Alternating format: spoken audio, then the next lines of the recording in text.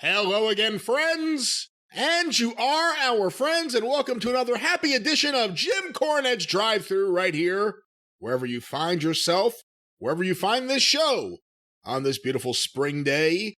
In the year 2021, I am your host, the great Bryan Last. I'll be asking your questions, and who knows what else, to this man, the leader of the cult of Cornette, Mr. Jim Cornette. You felt yourself tripping and you just wound it up and got out of it. Get exactly sunset right. Flip and let's get out of here. That's exactly right. Because already, as soon as people were finding themselves, what is this? A fucking new age metaphysical meaning of life podcast here where people are finding themselves? I didn't know they'd lost themselves. Every once in a while, I like to know where certain parts of me are. I visit them every once in a while just to make sure I remember. And then I leave them alone for a while. Where do you find yourself today? I find myself right here at my desk in the offices of Arcadian Vanguard on the executive floor of Last Manor. Well, I find myself in my office in the Fortress of Solitude on the top floor of Castle Cornette on another beautiful day, Bryan. The sacrifices that we make, another beautiful day. It's 62 degrees. It's cool, but it's blue skies. The Monroe brothers are out where they've trucked in another 2 tons of creekstone, and they're working on the left fork of Cornette Creek. I could be out there romping with the wildlife. We got the squirrels. We got the chipmunks. We got the birds. We got plenty of moles. Those goddamn moles. I'm having issues with those goddamn moles. Mole? But we got all kinds of wildlife out there. We may even, by the time we get finished digging into that cave back there, we may have some of those fish with no eyes that swim around in the pitch blackness of caverns. I've got all that, but here I'm talking to you inside on a beautiful day like this because we have to service the needs of the people. And as a matter of fact, already we're running late because somehow somebody needed a little more time to prepare their program. So we had to delay, and I didn't have anything on the schedule that I could start and drop in such a period of time. So I took a few moments and just sat down and contemplated the situation, played with Harley Quinn. There was a bunch of vigorous belly rubbing. There was some head kissing. There was all kinds of wrestling around. Then she finished with me, and then I started on her, and some more belly rubbing and head kissing. And now I'm ready to do your program, Bryan. You are the host of this show, great Bryan Last. You, a man who has infinite knowledge about wrestling, is going to correlate and cull the questions of the cult of Cornette. I'm going for the alliteration there. And you are going to ask me to divine my mind of knowledge in answering these questions that these people, the people, have taken their time and effort to send in. So I'm all yours. I say this all the time, all yours. I wouldn't dream of trying to sway the direction of the conversation on your program. So thank you. You go right ahead. Thank you. And I just got one thing to say, though, real quick, to Mackenzie, because she wrote in, her boyfriend is a huge fan of mine. Apparently, you're all right, too. But anyway, he's about to be 21 on August the 12th, and they live here in Louisville. And he's working his ass off right now because Mackenzie and his son both have kidney disease, so he's supporting everybody. So it would be basically just the bee's knees if I would say happy birthday. So Ricky Sanders III, happy birthday on August 12th. And don't sue me for using your full name in case you're August trying to hide from the law. Well, I just found this email. It's May. Well, yeah, I'm getting a head start. When was this sent to you? May 9th. Oh, sent this year. Okay. I was looking around trying to find something to talk about on the emails because I figured yours would suck. And I just happened to see this because it was mega fan mega Jim Cornette fan in the title, so it caught my attention. But anyway, happy birthday early, Ricky, because I'll have forgotten about this long before August 12th, and I didn't want to leave that out. But otherwise, it's your show. There's no reason for me further to go off the deep end here. It's funny, a few months back, I guess a few months, when you first started doing the cameos, when it sold out right away, there were several emails that came into the drive-thru that were along the lines of, I really wanted to do this for my husband. I can't believe I wasn't able to get him this. This is the only thing he wanted. Can you just send me a video outside of Cameo? And I'm thinking, they think he's just going to sit there and start cutting bonus videos and sending them in. Bonus videos is, hey, lights out videos. The fans can stay or leave. It's a lights out video. I would do that because I'm a charitable and compassionate person, and you know this better than anybody, especially to wish puppy dogs happy birthday or whatever. But Hotchkiss has the equipment. I don't have it. Only when Hotchkiss comes over. Oh. Do I have access to this? Because I'm not going to touch it. I don't know how the shit works. I have an idea. What?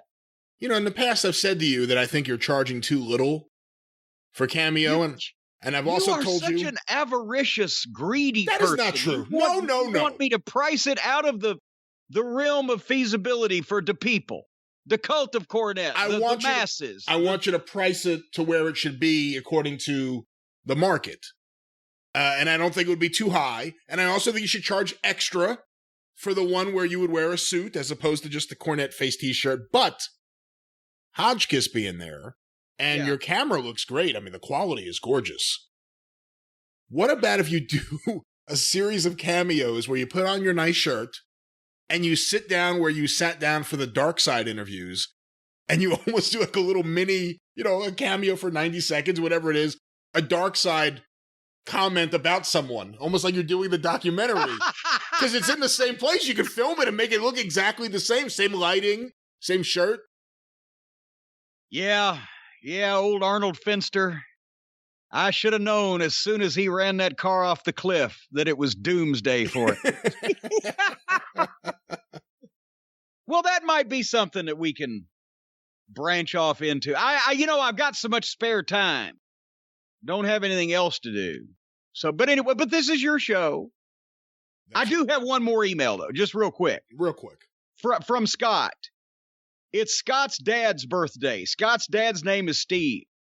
And Steve is Scott's role model and best friend. And this is even closer. It's June the 10th. So happy birthday to, wait a minute, now I've lost who's who. Happy birthday to Steve, who's the father of Scott. Because Scott has had bad health lately. I won't mention because he's going into detail here and I don't want people to know, but he's had an operation the day before his dad's birthday. He has a cataract operation. So he's got all that. So I'm trying to do Scott a favor. So yes, happy birthday to Steve from Scott, your son, on June the 10th. Well, Jim, since this appears to be the fan request portion of the show, let me ask you a few that have been sent in here. These go into the It Could Happen to You file. Why haven't these been on the air? This first one sent to CornyDriveThru@gmail.com from Carrie. I was wondering if you know what happened to the OVW tryout tapes. Is there a chance that these tapes might still exist? My father was invited to a tryout camp with you guys in January of 2004. Okay. With the Heartthrobs, Kenny Dykstra, and MVP. His birthday is coming up, and I know it'd be a great surprise because he's never seen the footage. Okay, well, now I understand. When I first heard tryout tapes, I'm like, tapes that were sent to us or what? But she narrowed it down. Was it a she or he? Carrie, so that's a girl's name. Yeah. Well, Carrie Von Erich. It's Carrie Von Erich, not Carrie Von Erich. Carrie. It's the same fucking thing. Carrie. Huh? There's an E. Carrie, not C-A. Carrie. How do you...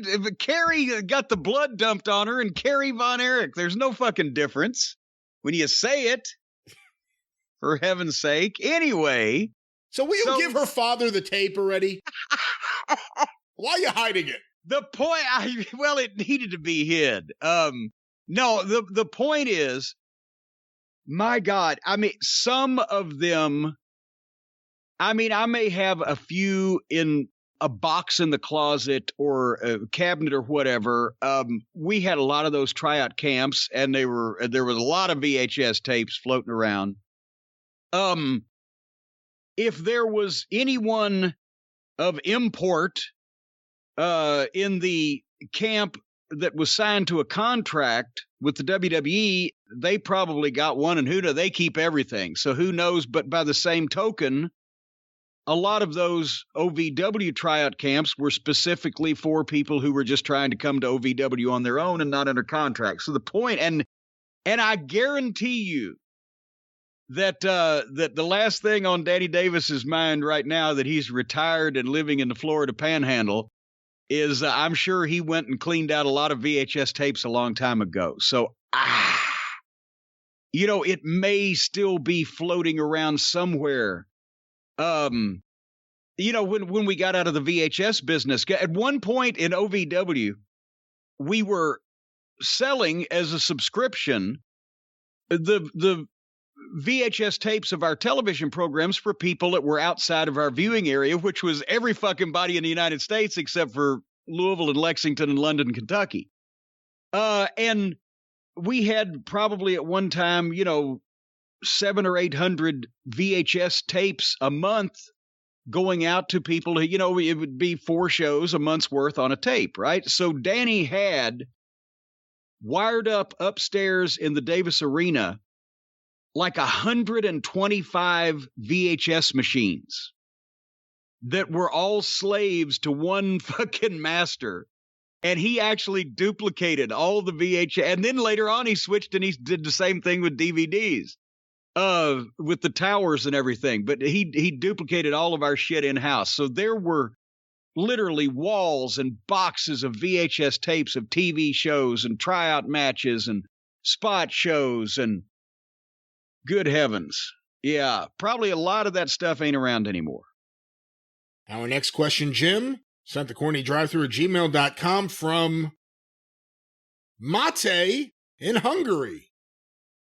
Well, how hungry is he? My name is Mate, a longtime listener of both the Drive-Thru and the Experience. Why is that funny?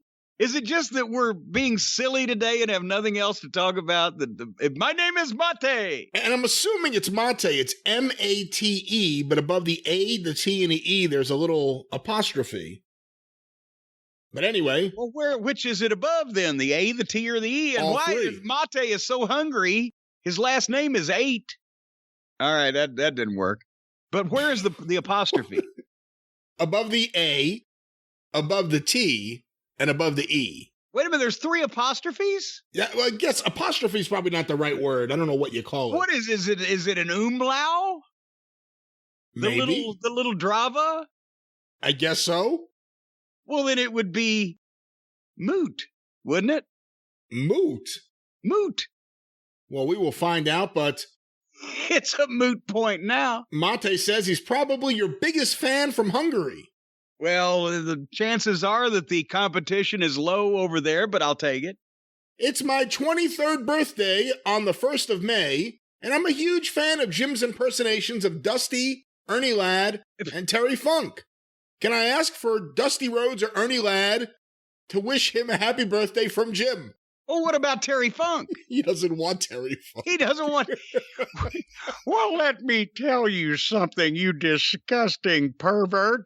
A man of my stature coming all the way from the Double Cross Ranch, I wouldn't wish you happy birthday anyway, you egg-sucking dog. But I tell you what, the American Dream Dusty Rhodes will do. He will wish a happy psychedelic birthday to Moot in Hungary. Moot. If you're so hungry, move to where the food is, because you can't be dumbing yourself out of business all the time, Moot. What kind of name is Moot? Mr. TV announcer, I ask you, have you ever heard of a man named Moot before? Well, let me tell you something, Moot. You're going to get Ernie Ladd's boot, because I'm a size 19 triple E, and I cover the ground that I walks on. Well, these have been the birthday requests here this week. on the drive-thru. Are we going to start doing pony rides at some point? After the pandemic, I think we could talk about that. We'll see what we could do there. But Jim, I didn't know that ponies were susceptible to COVID. Well, people are, not necessarily the ponies. And well, if you put them up on a fucking pony, what are you going to be right next to a person on a pony? The pony operator has to help the little kid to get up there. Well, God damn it, let them climb up on their own. You're not picturing adults riding these ponies, are you? Well, we could have adult ponies or adults riding the ponies. I understand some adults do like that pony type of play. But regardless, if you're socially distant, do you have the pony outside or inside? If you're inside, that might be a problem. But otherwise, I would think if you're out in the middle of a manure-filled field and you've got a mask on and the little kid scampers up the pony, how big is a fucking pony anyway? Why couldn't a kid get on the pony itself? Then you'd be socially distanced, and there'd be no risk of transmission of disease under those circumstances. Do you know who the biggest character on the AEW Kids show is? I didn't know AEW had a kids show. Yeah, Pony Khan. Oh.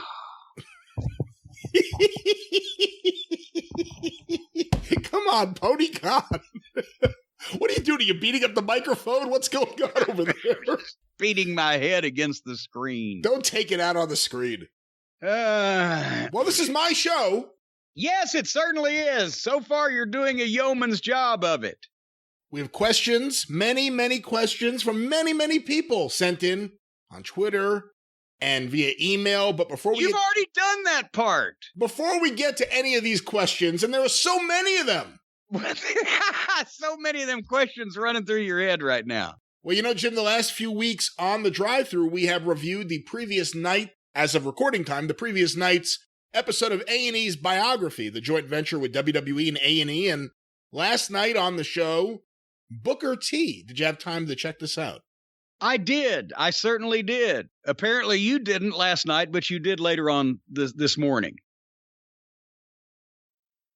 Yes. You want me to respond to that? Yes. Yeah, I did not watch it live on Sunday night. I DVR'd it. I also didn't fall asleep in the middle of it, like some people who... Okay, hey, I only had to watch the last 30 minutes of it the next day. You had to watch the whole thing. But anyway, hey, you know, this, at first, I must admit, the opening with the Shaft homage hooked me. He wanted to be John Shaft, Richard Roundtree. And by the end of the thing, I was looking forward to seeing the Richard Roundtree biography. No, I'm kidding. This was more of a biography of a guy that happened to be a wrestler rather than a big name wrestler as they've done the past few weeks. I'm not saying Booker's not a big name, but remember we said on the Steve Austin biography, with 5 minutes in, he was getting in the wrestling business. And our problem with, the Savage and the Piper biographies was that they didn't really go into any detail or as much detail as we would have liked about their formative years, territory days, etc.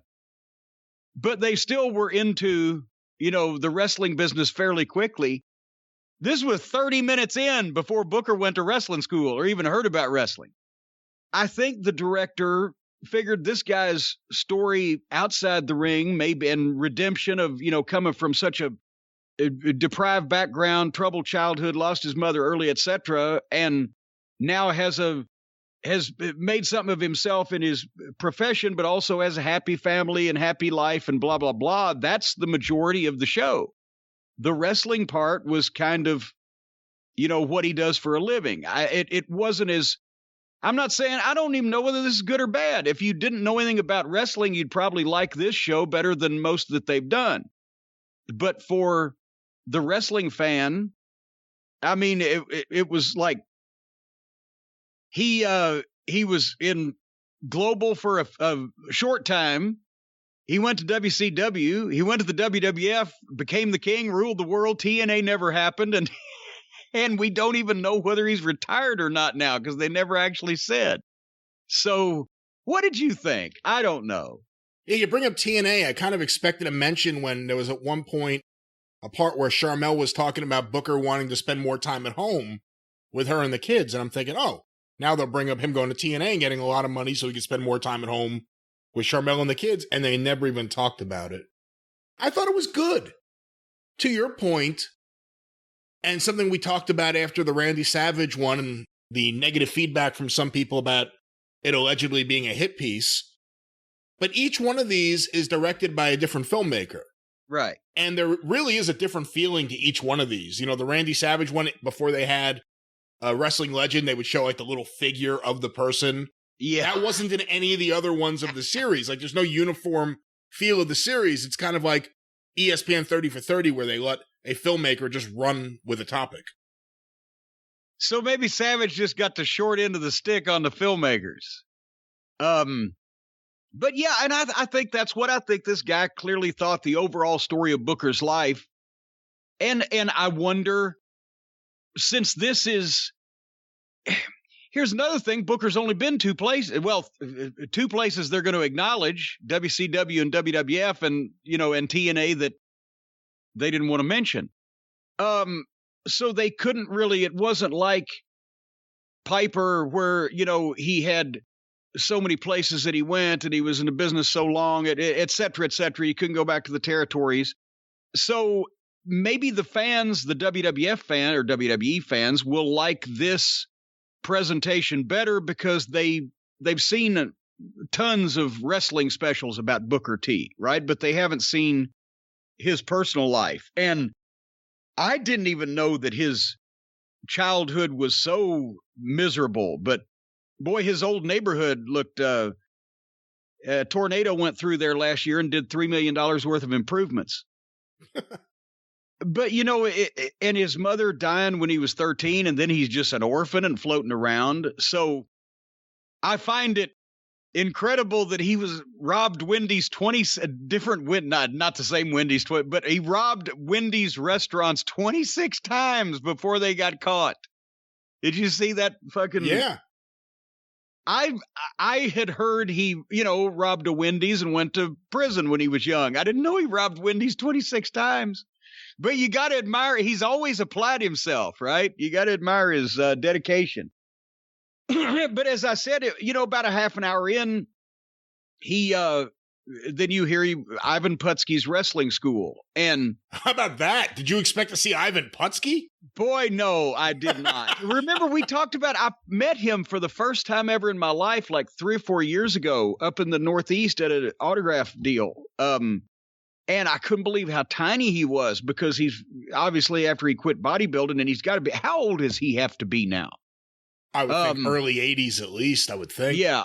So he's lost a lot of his size and everything. And then that calls to, because he was always like 5'5", but when he weighed 290 or whatever, and he was a power lifter, it didn't seem like it. But now he's a very small old man. Yeah, Wikipedia says he's 80, but then again, Wikipedia also says he's 5'10".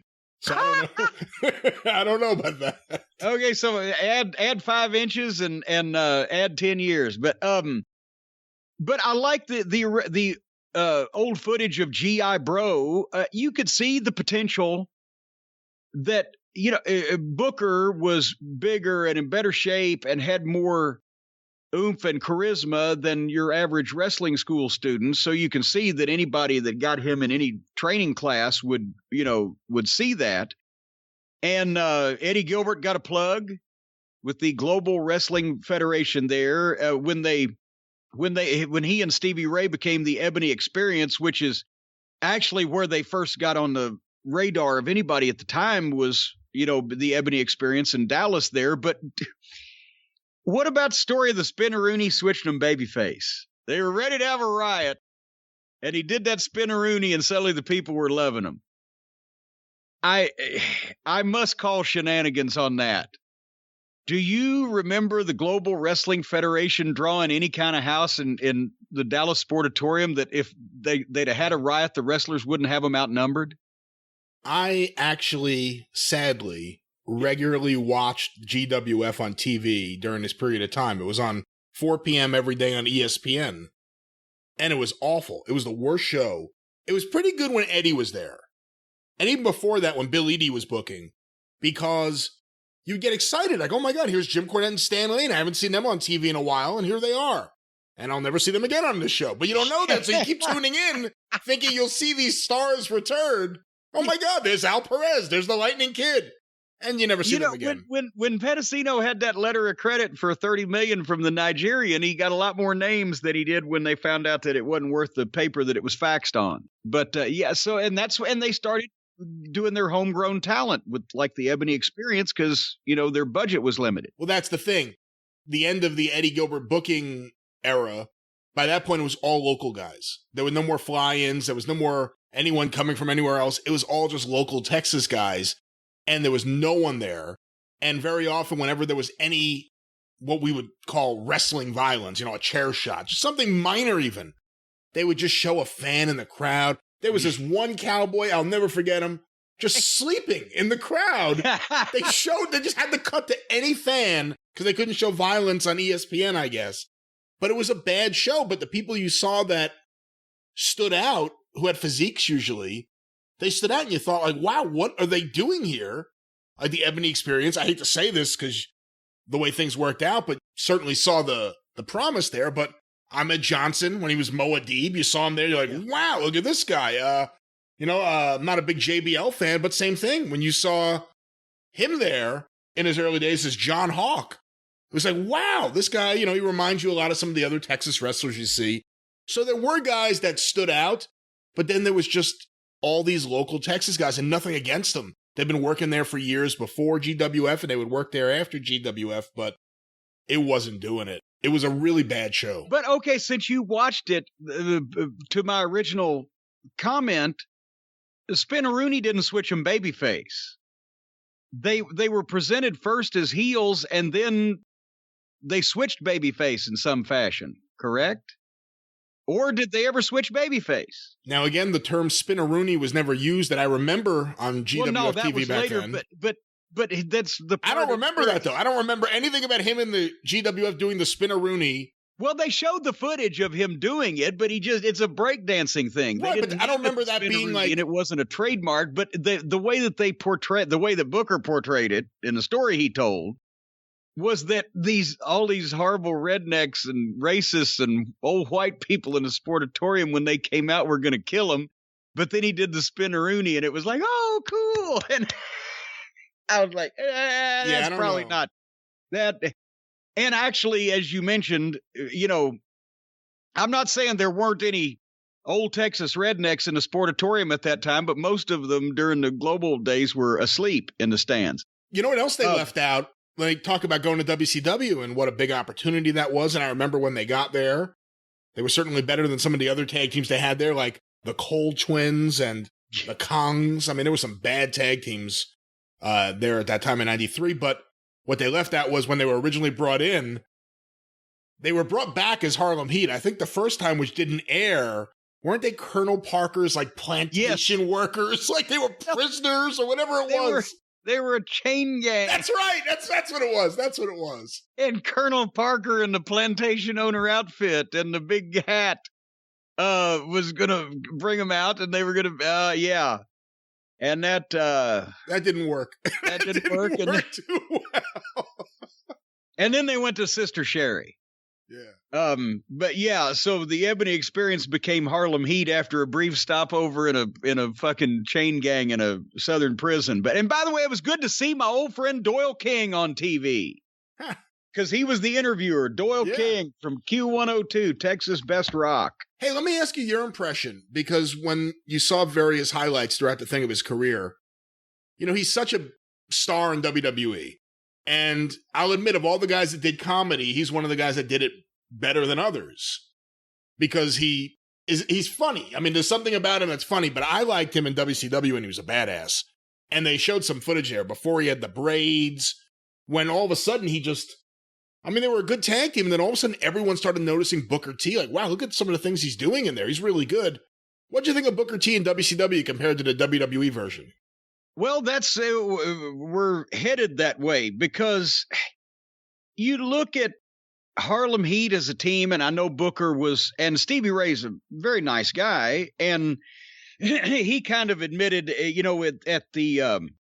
at one point in there, he said, I told, my brother to go for it if they want to feature you or whatever. Booker was the more accomplished in-ring performer and had, the outgoing personality and etc. But still, they were badasses.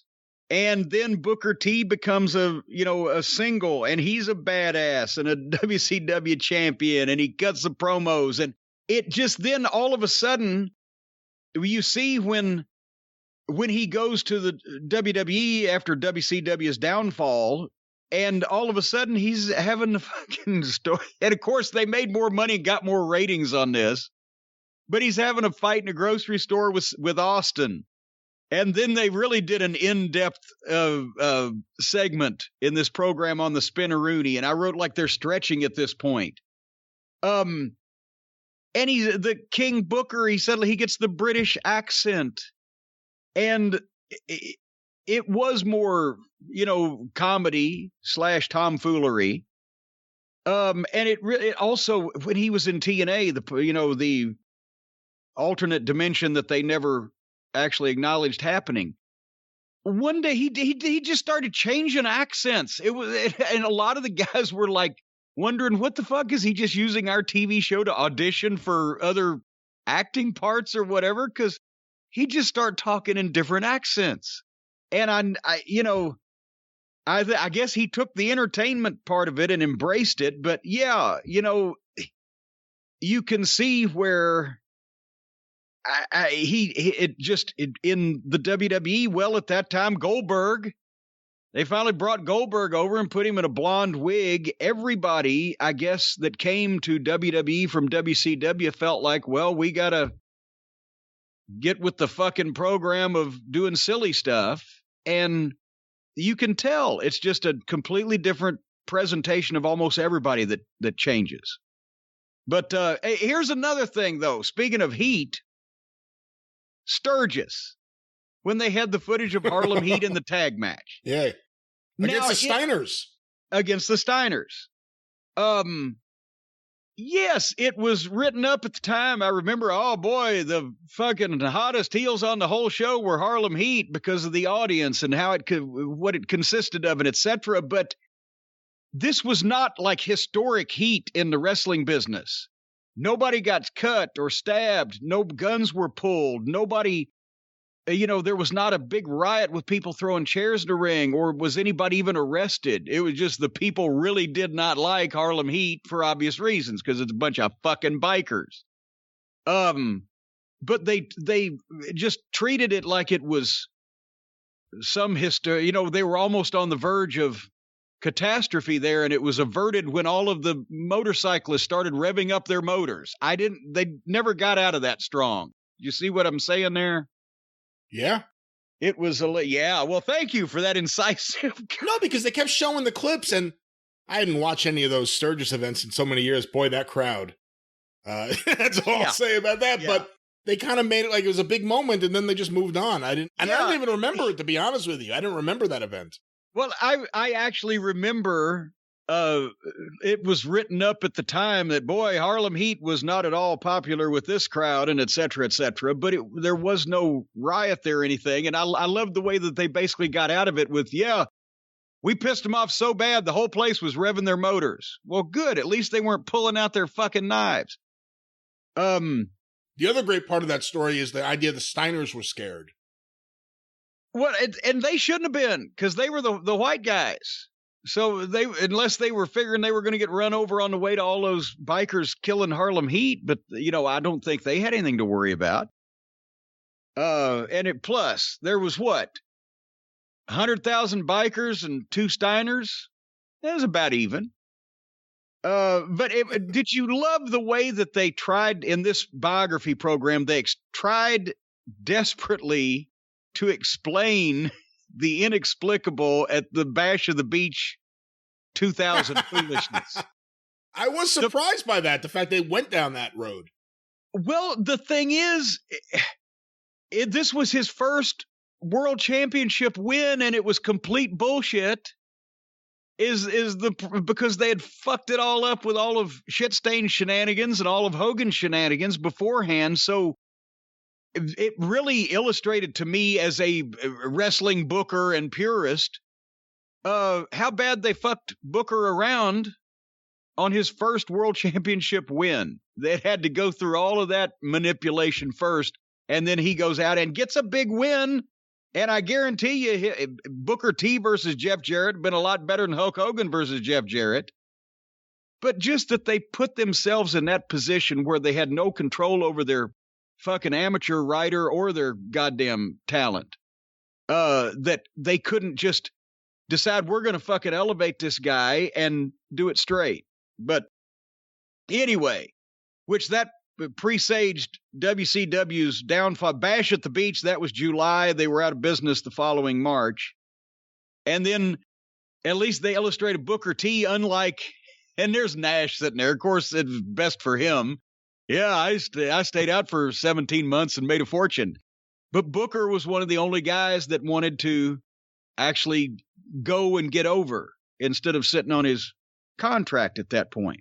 I don't blame Nash for that, though, at all. Well, no, because he ended up the next 2 times he got in the ring in the, 2 or 3 years after that, he tore something and went back on the injured list. Yeah. But of course, then there is, as we mentioned, Booker goes to the WWE, and then suddenly he's fighting with Steve Austin. Hey, big money there, but it's in a fucking grocery store.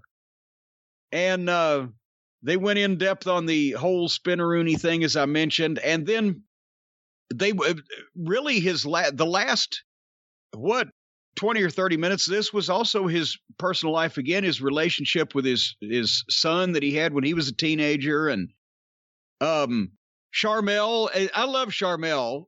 She was at OVW for a while. Boy, I'll tell you, she is a good-looking woman. Well, I'm glad you put all the emphasis on that. Yeah, she is. She's a former Miss something or other. I can't remember what it was. But no, she's fun. She's nice. She picked up on things quickly when she was training, but at the same time, she saw, well, this is probably, because she was actually training to wrestle for a while. They showed her as Queen Charmel, but, I think she was probably like, I'll let Booker be the wrestler in the family, but she was really good at ringside. She got the fucking idea and could cut a halfway decent promo and etc. I always enjoyed working with her. And they did oh my God, who was it? She was, as Sister Charmel, she was with Derek King and Jason Lee, the Suicide Blondes, because Derek was black and Jason was white, but they claimed that they were first cousins. So then Charmel came in, so they made her Sister Charmel. And there was a spot where she got into it with one of the other girls, and Charmel was gonna grab the other girl. The other girl was wearing a wig. I'm trying to remember who it was, but point is, Charmel fucking reaches over and grabs the other girl by the hair like she's gonna jerk her down, and she jerks the wig off, and then she's got it in her fucking hand, and she does a triple take. Perfect, like a silent comedian. Looks at the wig and the head, the wig, the head, the wig, the head. It was fucking hilarious. Anyway, who was the schmo college professor that nobody's ever heard of in the wrestling business talking about making his comments on character development toward the end there? I don't know. There was a lot of talking heads in this one, too. It wasn't as egregious as last week, but... and every episode, you need Bruce Pritchard in a different setting with a different look each time. But he has to be in all of these to spin the company line. I was about to say, to provide the bridging narrative of how the company wants it presented moving forward. But it's amazing. He sounds just like that in talent meetings, too.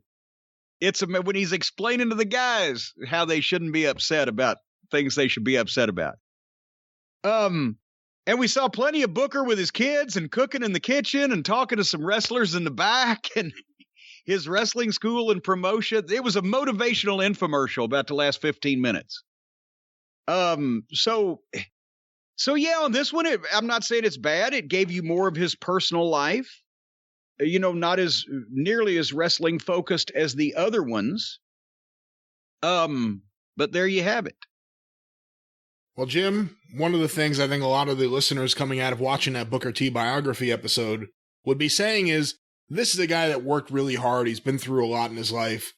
He probably wants a good night's sleep. I think that's been the secret.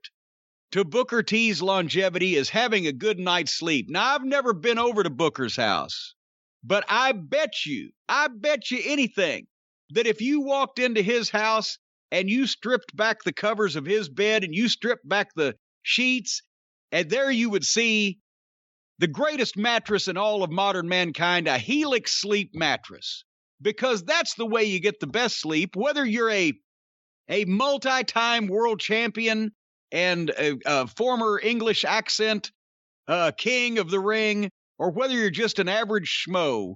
You want to get a good night's sleep. It helps you rejuvenate yourself.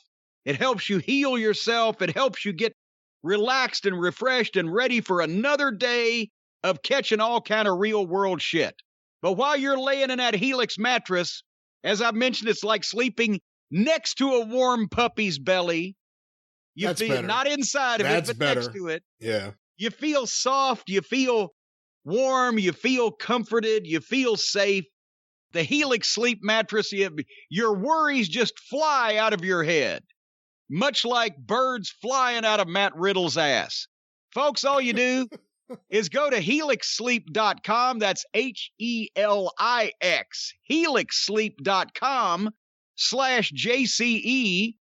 And you take their quick 2-minute quiz, talk about your body type and sleep preferences, want to know whether you sleep on your side or on your back or you move around, if you like soft or medium or firm. They've got cooling down mattresses, a mattress for plus size folks, whatever you need that you want to lay on, they got it, besides another human being. That's not included.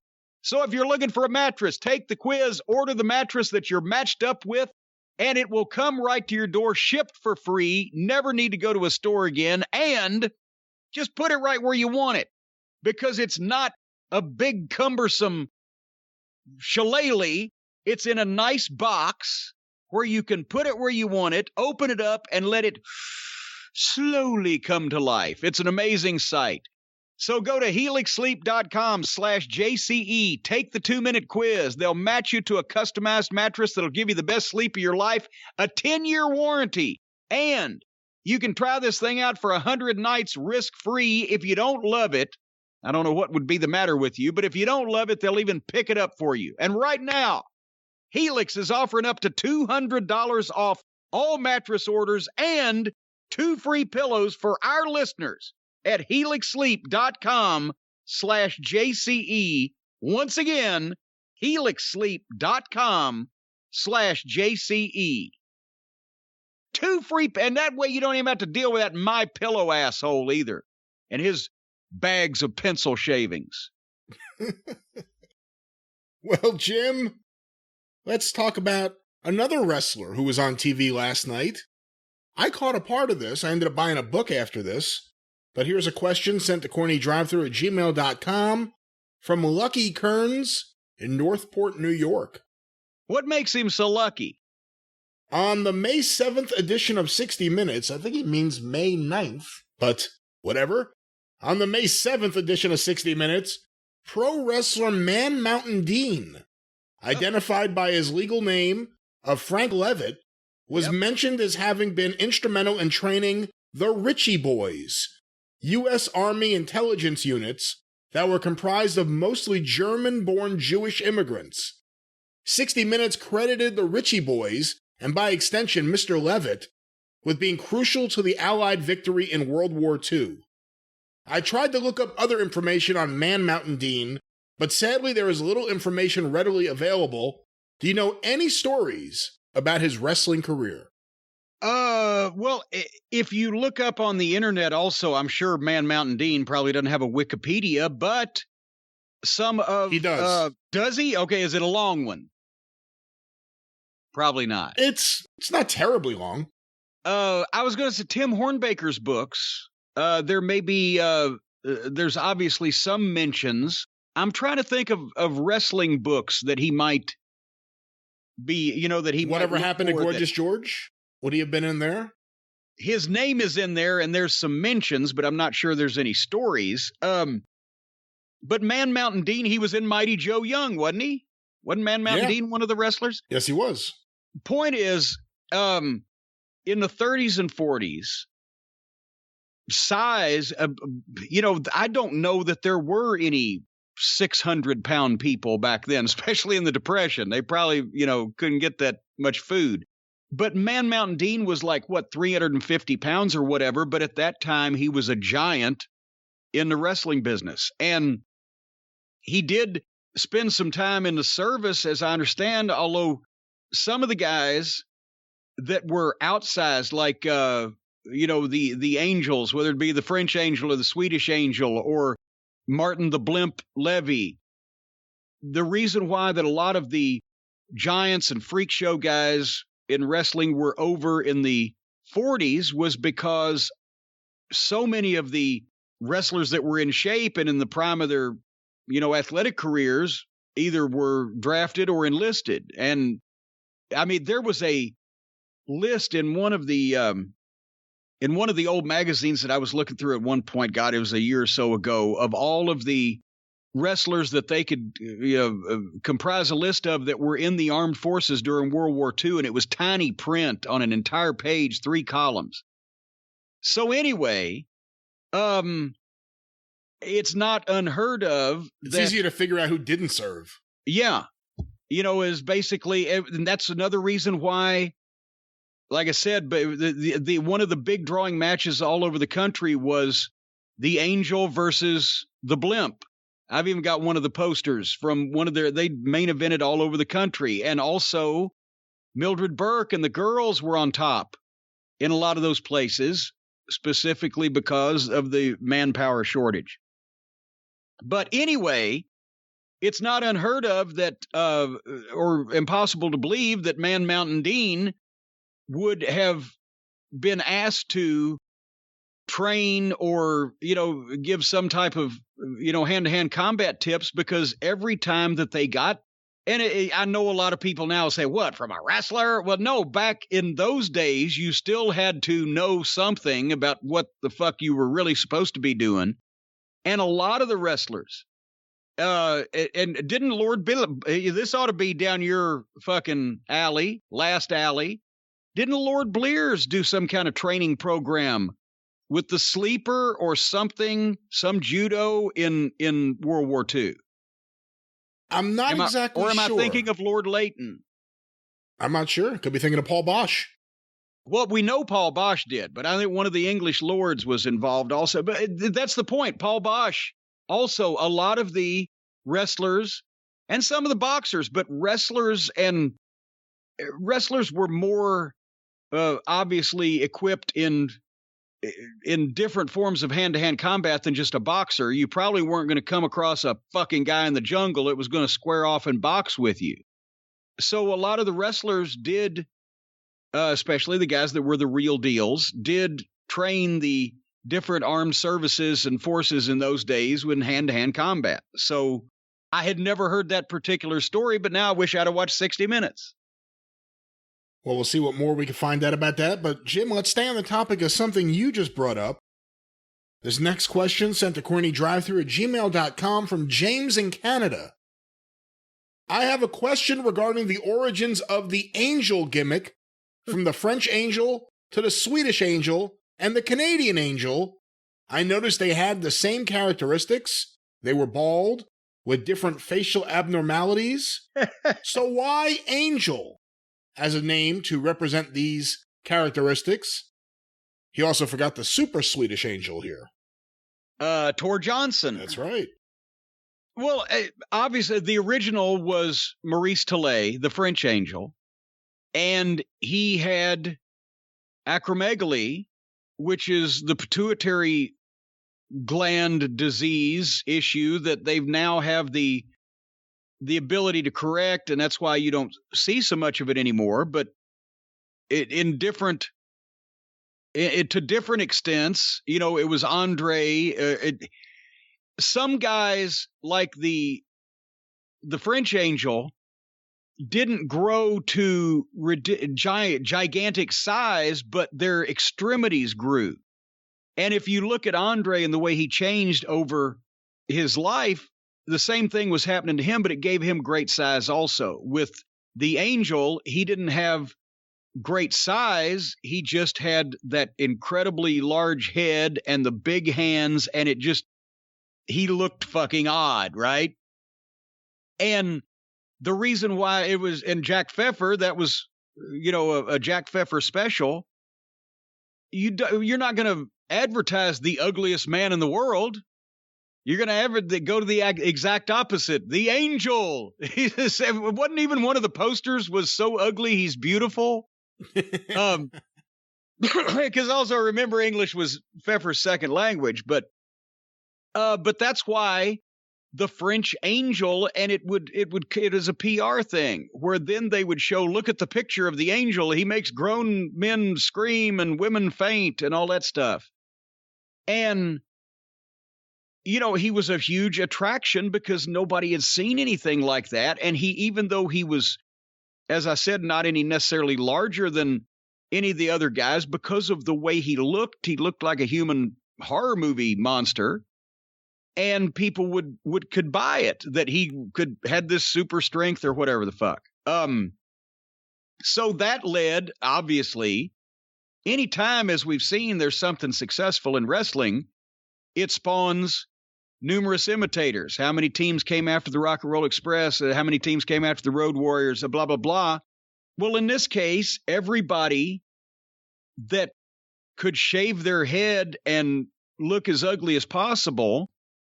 Then, later on, the Swedish Angel was still suffering from glandular issues, right? The super Swedish, Tor Johnson was just a big fat bald guy. Yeah, he was just ugly. Yeah, he was just, and there's nothing wrong with that. Well, there was also wasn't there a female angel who? Lady Angel. She was just a bald woman. She wasn't like grotesque or anything. No, but because she had a bald head, and they'd do makeup, dark circles under her eyes. And that was a Jack Pfeffer thing to the Lady Angel. I managed one of the angels. Frank Morrell was the That's right. second version of, remember the French Angel in the late 70s in Mid-South Wrestling and Georgia. Frank Morrell was from Kingsport, Tennessee. And early in his career, he worked as Frank Bulldog Morrell, because even when Frank was one of those guys, even when he was young, he looked old. And he was losing his hair a bit on top anyway. And he always had a big belly. And it wasn't fat. It was one of the big ones, right? So anyway, he worked as some of the mass teams, like him and Charlie Fulton were the Mighty Yankees, managed by George Harris. And he always seemed like he had a better spot, made more money under a mask because he could work. He just didn't look like a star, right? But then somebody noticed the more bulldoggy his face got as he got into it. He was in his 40s in the 70s. And so they shaved his head and he started doing the black glove claw gimmick and became the French Angel, 30 years after the original one. And he main evented the Superdome for Watts, that one run with Buck Robley and those guys. He was used well in Georgia for a long time, and then he came back to the Memphis territory because he settled in Nashville, and he not only, he wrestled his final years as a wrestler, I guess, through 85-ish, because he started doing the spoiler gimmick under a mask again, and then refereed there for years. After that, I'm sure he's still alive because we would have heard. I haven't seen him in years or heard about him in years, but we would have heard something. Might ought to ask Randy Hales, but he would have to be in his 80s now, easily. But he made money with the Angel gimmick, and then he teamed up with him and Brute Bernard were a tag team for a while, and Brute was naturally uglier than the Angel. But anyway, that was a long history of things like that, where you'd take a guy that you could, by shaving his head or shaving his beard off or doing something simple to change his appearance, you could change his whole look and make him as ugly as possible. If you're not going to be a matinee idol, no matter what you do, go the other way and see how ugly you can make yourself. And then, you've got a gimmick. And I used to call him Daddy Frank when we were in Georgia in the summer of 83 because I didn't know what the fuck I was doing. I'd only been in the business, 9 months? And I'm getting to ride with Frank, who's been in business for 20 years. And one time we were going to some far-off South Georgia spot show, and I'm like, oh, Jesus Christ, it's going to be a 500-mile round trip for $60. And he said, boy, did you ever see $60 worth of bacon and eggs on a plate? Well, no, I have to say I did, especially when bacon and eggs back then were only about $2.50. So I had to say that seemed like that would be a lot of bacon and eggs. It sounded like much more sage advice when he gave it. All right. Well, all right, then. Let's get another question here, Jim. This one. Who gives good advice? No, Brian? Who's that? I'll tell you who gives good advice. Our friends at BetterHelp. They not only give good advice, but they give better recitations of sage advice than I just did now. The folks at BetterHelp is not a crisis line. It's not self-help. It's professional counseling done securely online with your own licensed professional therapist. And you can start communicating in under 48 hours. They've got a broad range of expertise available from among their therapists that you may not be able to find locally, or you might still not want to go out in public. Whatever, this service is available for clients worldwide. And you can create an account that you can log into anytime, send messages to your counselors, and schedule video or phone sessions so you don't have to sit in waiting rooms, etc. Therefore, what you need to do is go to BetterHelp.com, and you can read all the testimonials that they post daily from the people that have availed themselves of this service. BetterHelp, H-E-L-P, BetterHelp.com/drive is the code that you can use to let them know that you are along with the cult of Cornette and in with the cool people, and therefore you will get 10% off your first month's services at BetterHelp.com when you do slash and use drive. So, or do you slash? Did I say that wrong, Brian? You use slash, you don't slash. You use slash. You use, when you go to BetterHelp.com and you use slash drive, that's when you get all the good stuff. Anyway, once again, BetterHelp.com/drive. Join the over 1 million people taking charge of their mental health with the help of an experienced professional at BetterHelp.com. Brian, is that good advice for you that I've just given you there? I think so. Good. BetterHelp.com. But Jim, speaking of BetterHelp, let's talk about our next question. This question was sent to CornyDriveThru@gmail.com from Chris DeClerc from Hollywood, California. DeClerc? Is it you, DeClerc? I'm a huge fan of yours and your podcast. You guys are absolutely awesome. Jim, what do you think of Eva Marie returning to WWE after them just releasing a bunch of their talent, including Mickie James, the Iconics, etc., and the fact that a lot of fans are apparently not too happy about her return under those circumstances? Thank you for your thoughts, comments, and as usual, your honest and brutal opinion. Or my honest? Brian, can I give you my honest answer there? Please. To that question? Please do.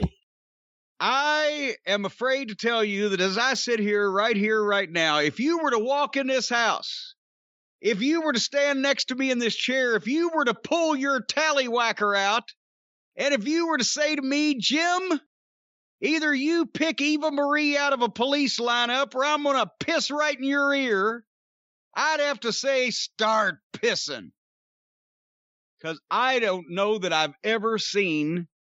Was she on anything we were reviewing at any point? I mean, it's been a few years, but she was someone, I believe, that they hired. She was a fitness model or something.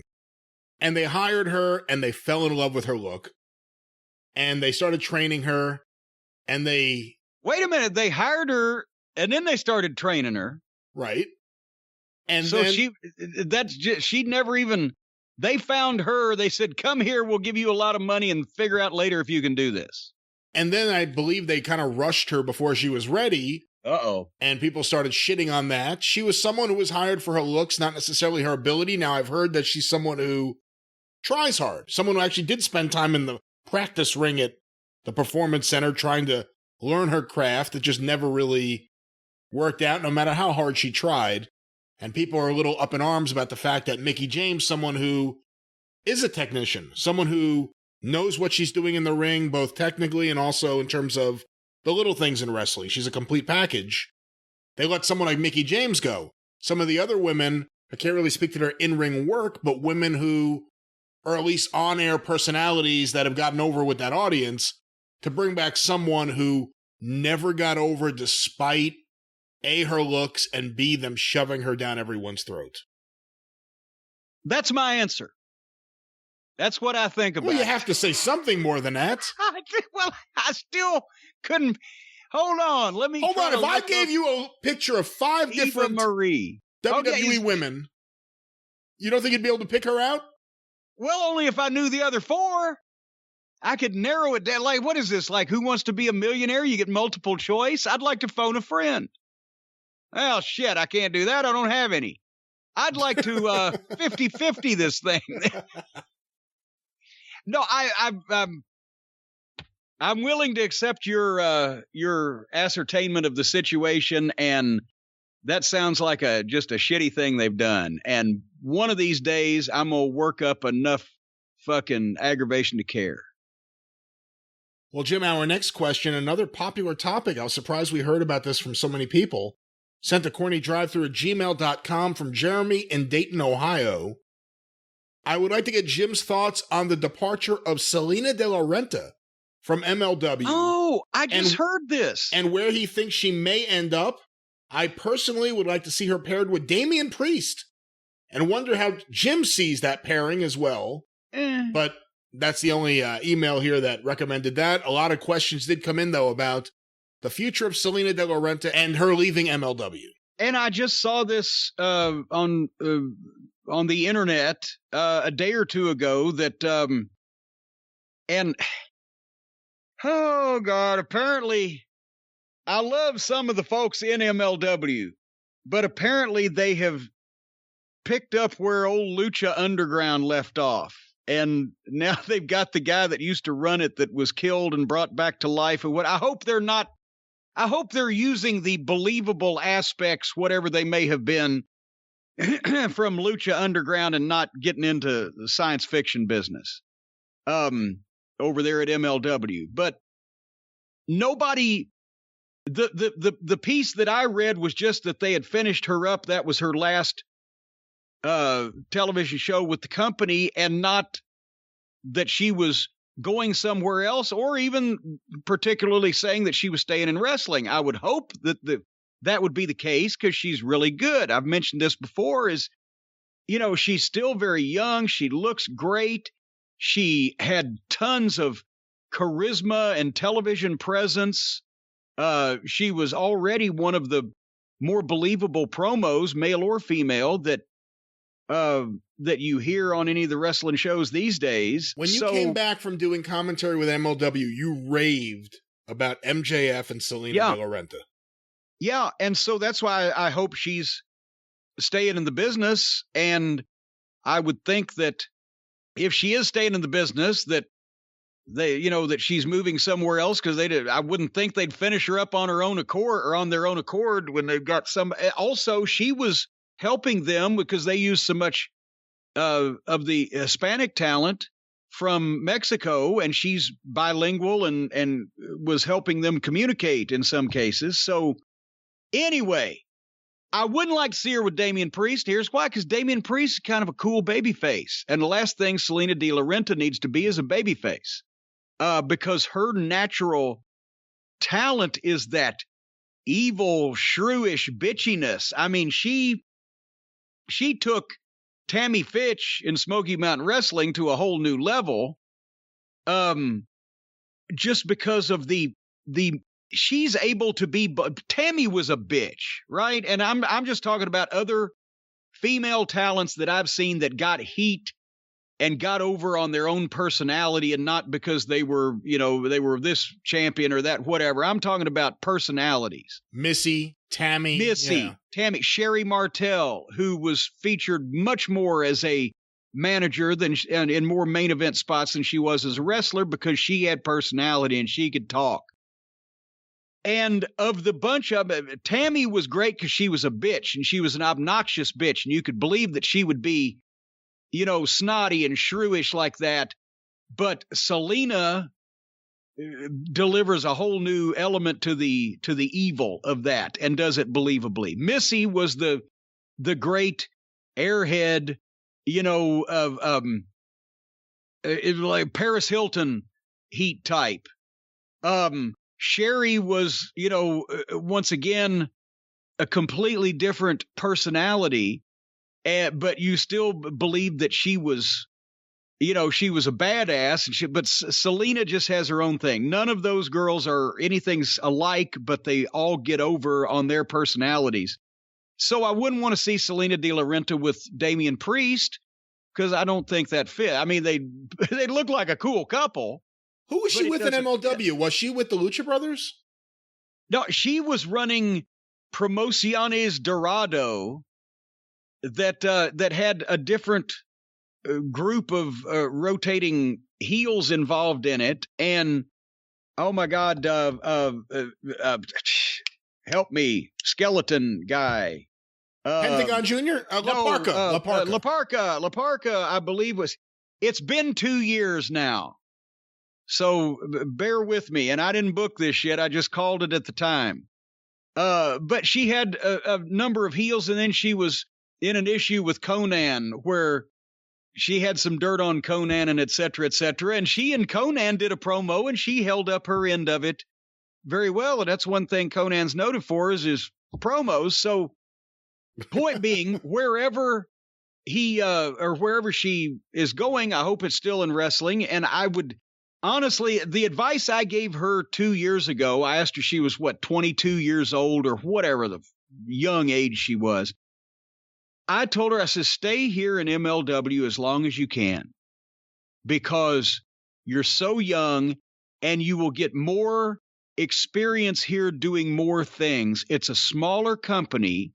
That means they will call on you for like the translating some phone calls and things when other people weren't around.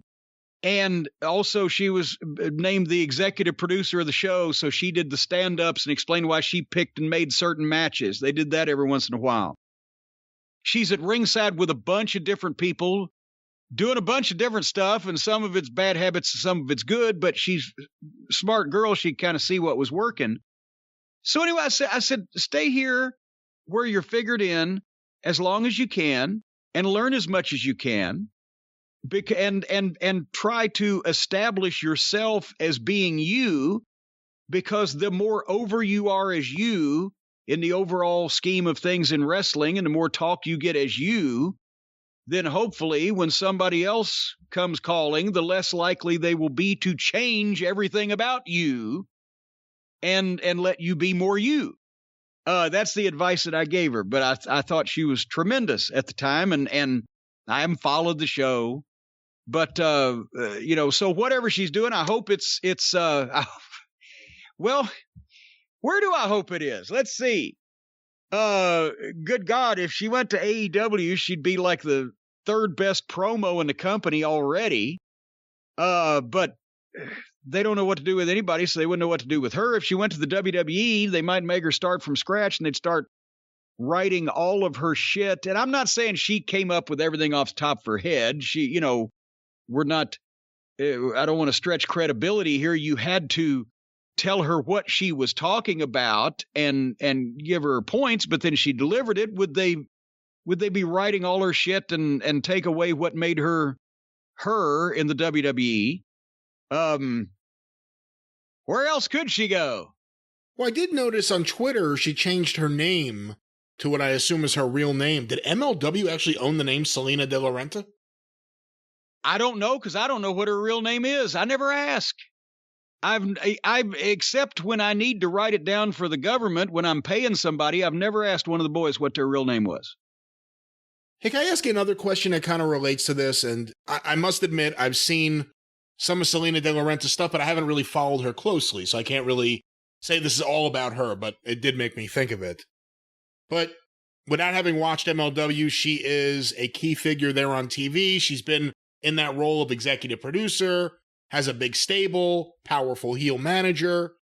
And then, like a lot of women in the wrestling business, on the side, it seems that she does like bikini, private bikini photos or videos maybe. And, you can get access to lots of sultry photos of her and various things. How do you know these things? I've seen this things on Twitter where it's like, DM me if you want this calendar. DM me if you want to see me and my friend frolicking on the beach. Whatever she has a calendar. That doesn't mean she's doing Tijuana donkey shows. And I'm not accusing her of such. All right, again, well, just the way you had. Don't be so defensive.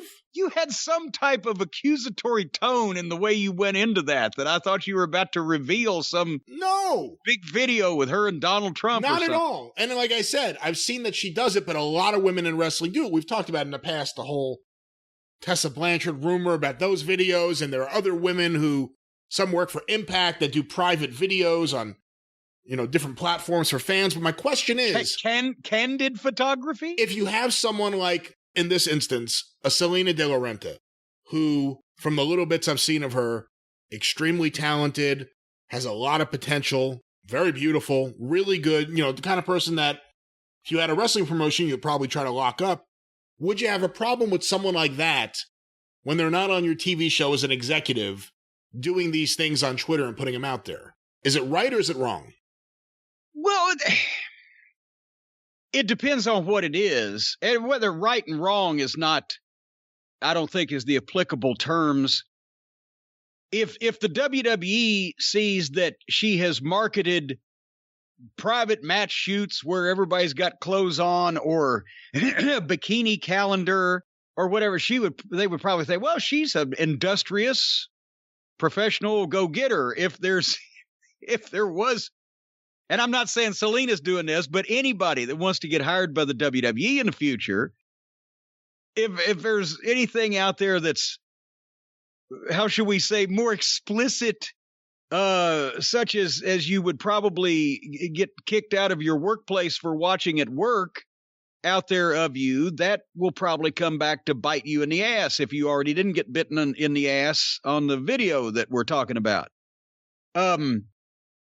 I mean, it depends on the promotion as to what lines they draw or what they care, but I can't see a lot of, AEW who get, Jesus Christ, their fucking world champion is on video wrestling sex dolls and 9-year-old girls. So I guess they don't really have any standards at all. But I can say that the WWE in this day and age, publicly traded company, blah, blah, blah, will probably have an issue if you've done, where do they draw the line there? If it's not tasteful, right? If you've done some shit that is not tasteful, that may prevent you from becoming one of the women's champions and a role model for the young women of America in the future with the WWE, because it's all business. I mean, as far as if it's, you don't want, some girl that you're featuring on your mainstream cable television show that's available to all people. You don't want somebody doing research on them and finding at the exact same time, they're doing fucking triple penetration fucking videos with Brazilian trannies. But if it's, just tasteful bikini shit or whatever the fuck or all that stuff, I don't think there should be any problem. And of course, the WWE would probably crack down on it because that's third party stuff. You can't have a channel where you're playing video games and make money off of it up there. I don't think you can sell private videos if you're under contract to them. But I just think you should be somewhat consistent with who you are on the wrestling show and whatever else you're doing. And you probably shouldn't do anything on the side that would make some advertiser on your wrestling program go, we don't want to be anywhere around that shit. And otherwise, people should be able to do what the fuck they want to do. I love the name, so I hate that she changed it back to, but maybe is that an indication that she's doing her own thing and getting out of wrestling? Because we didn't actually say she had to do this till she was 50 just because she's good at it, but I don't know. What is her real name? Natalia Class. Natalia Class. I've never heard that name before in my life. But see, you never know. If that is indeed your real name, possibly that might be a classier name to go by in the future. See what I did there? Well, Jim, our next question sent to CornyDriveThru@gmail.com from Paul in Newcastle, England. Hello, Paul. Given the have you ever carried coals to Newcastle? I have not. I understand that's quite an occupation over there. Everybody's carrying coals to Newcastle for some reason. Given the improved mic skills of Roman Reigns in recent years, do you think it benefits Roman Reigns to have Paul Heyman in his corner, given that he does not seem to need a mouthpiece? Most of the recent promos I've seen just seem to have Heyman standing quietly in the background while Roman speaks. Heyman made sense being paired with Brock Lesnar, given that Brock was never much of a talker, and Heyman could fill in the gaps in Brock Lesnar's sporadic appearances, but his pairing with Reigns doesn't seem necessary. I would love to hear your thoughts on this. Oh, God, yes, it is. Even if Paul doesn't talk all the time for the guy, it's still part of his package. And Paul E. can do those promos outside Roman Reigns' locker room door like he did the other night, getting ready for the match with Daniel Bryan. Or he can start the thing out live in person and then let Roman Reigns go or whatever. But also, Paul has such cachet with the fans because he's been with top guys and he's been presented as a manager of only top talent. So naturally, that's part of Roman Reigns' package. Even if he doesn't do all the promos like he did with Brock, just that he's there with him, lending credibility. It's part of the bit. He's got Jey Uso for a stooge. Plus, you got Paul there to give Roman Reigns advice. As long as it's not financial advice and it's wrestling advice, it's probably going to be pretty good.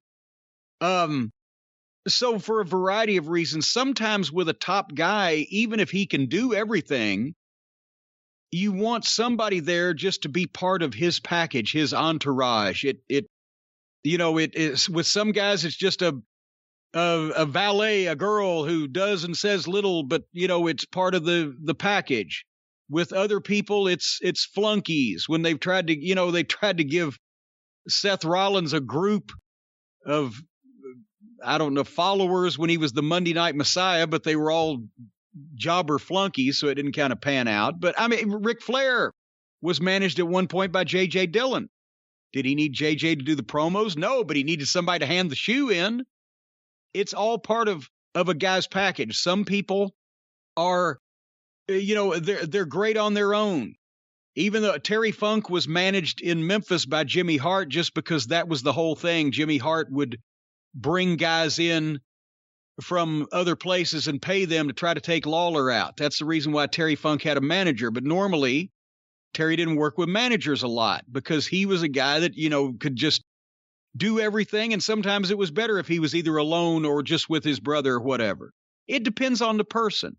But no, it's I think Paul's a big benefit to Roman Reigns just because of the package and the intrinsic value that Paulie brings. As long as he's not giving him any advice about investing in any new wrestling promotions. I really can't think of a better way to use Paul right now. Yeah, because he's kind of backed into a position where, unless it's a major talent, Paul shouldn't be with anything that's not a major talent.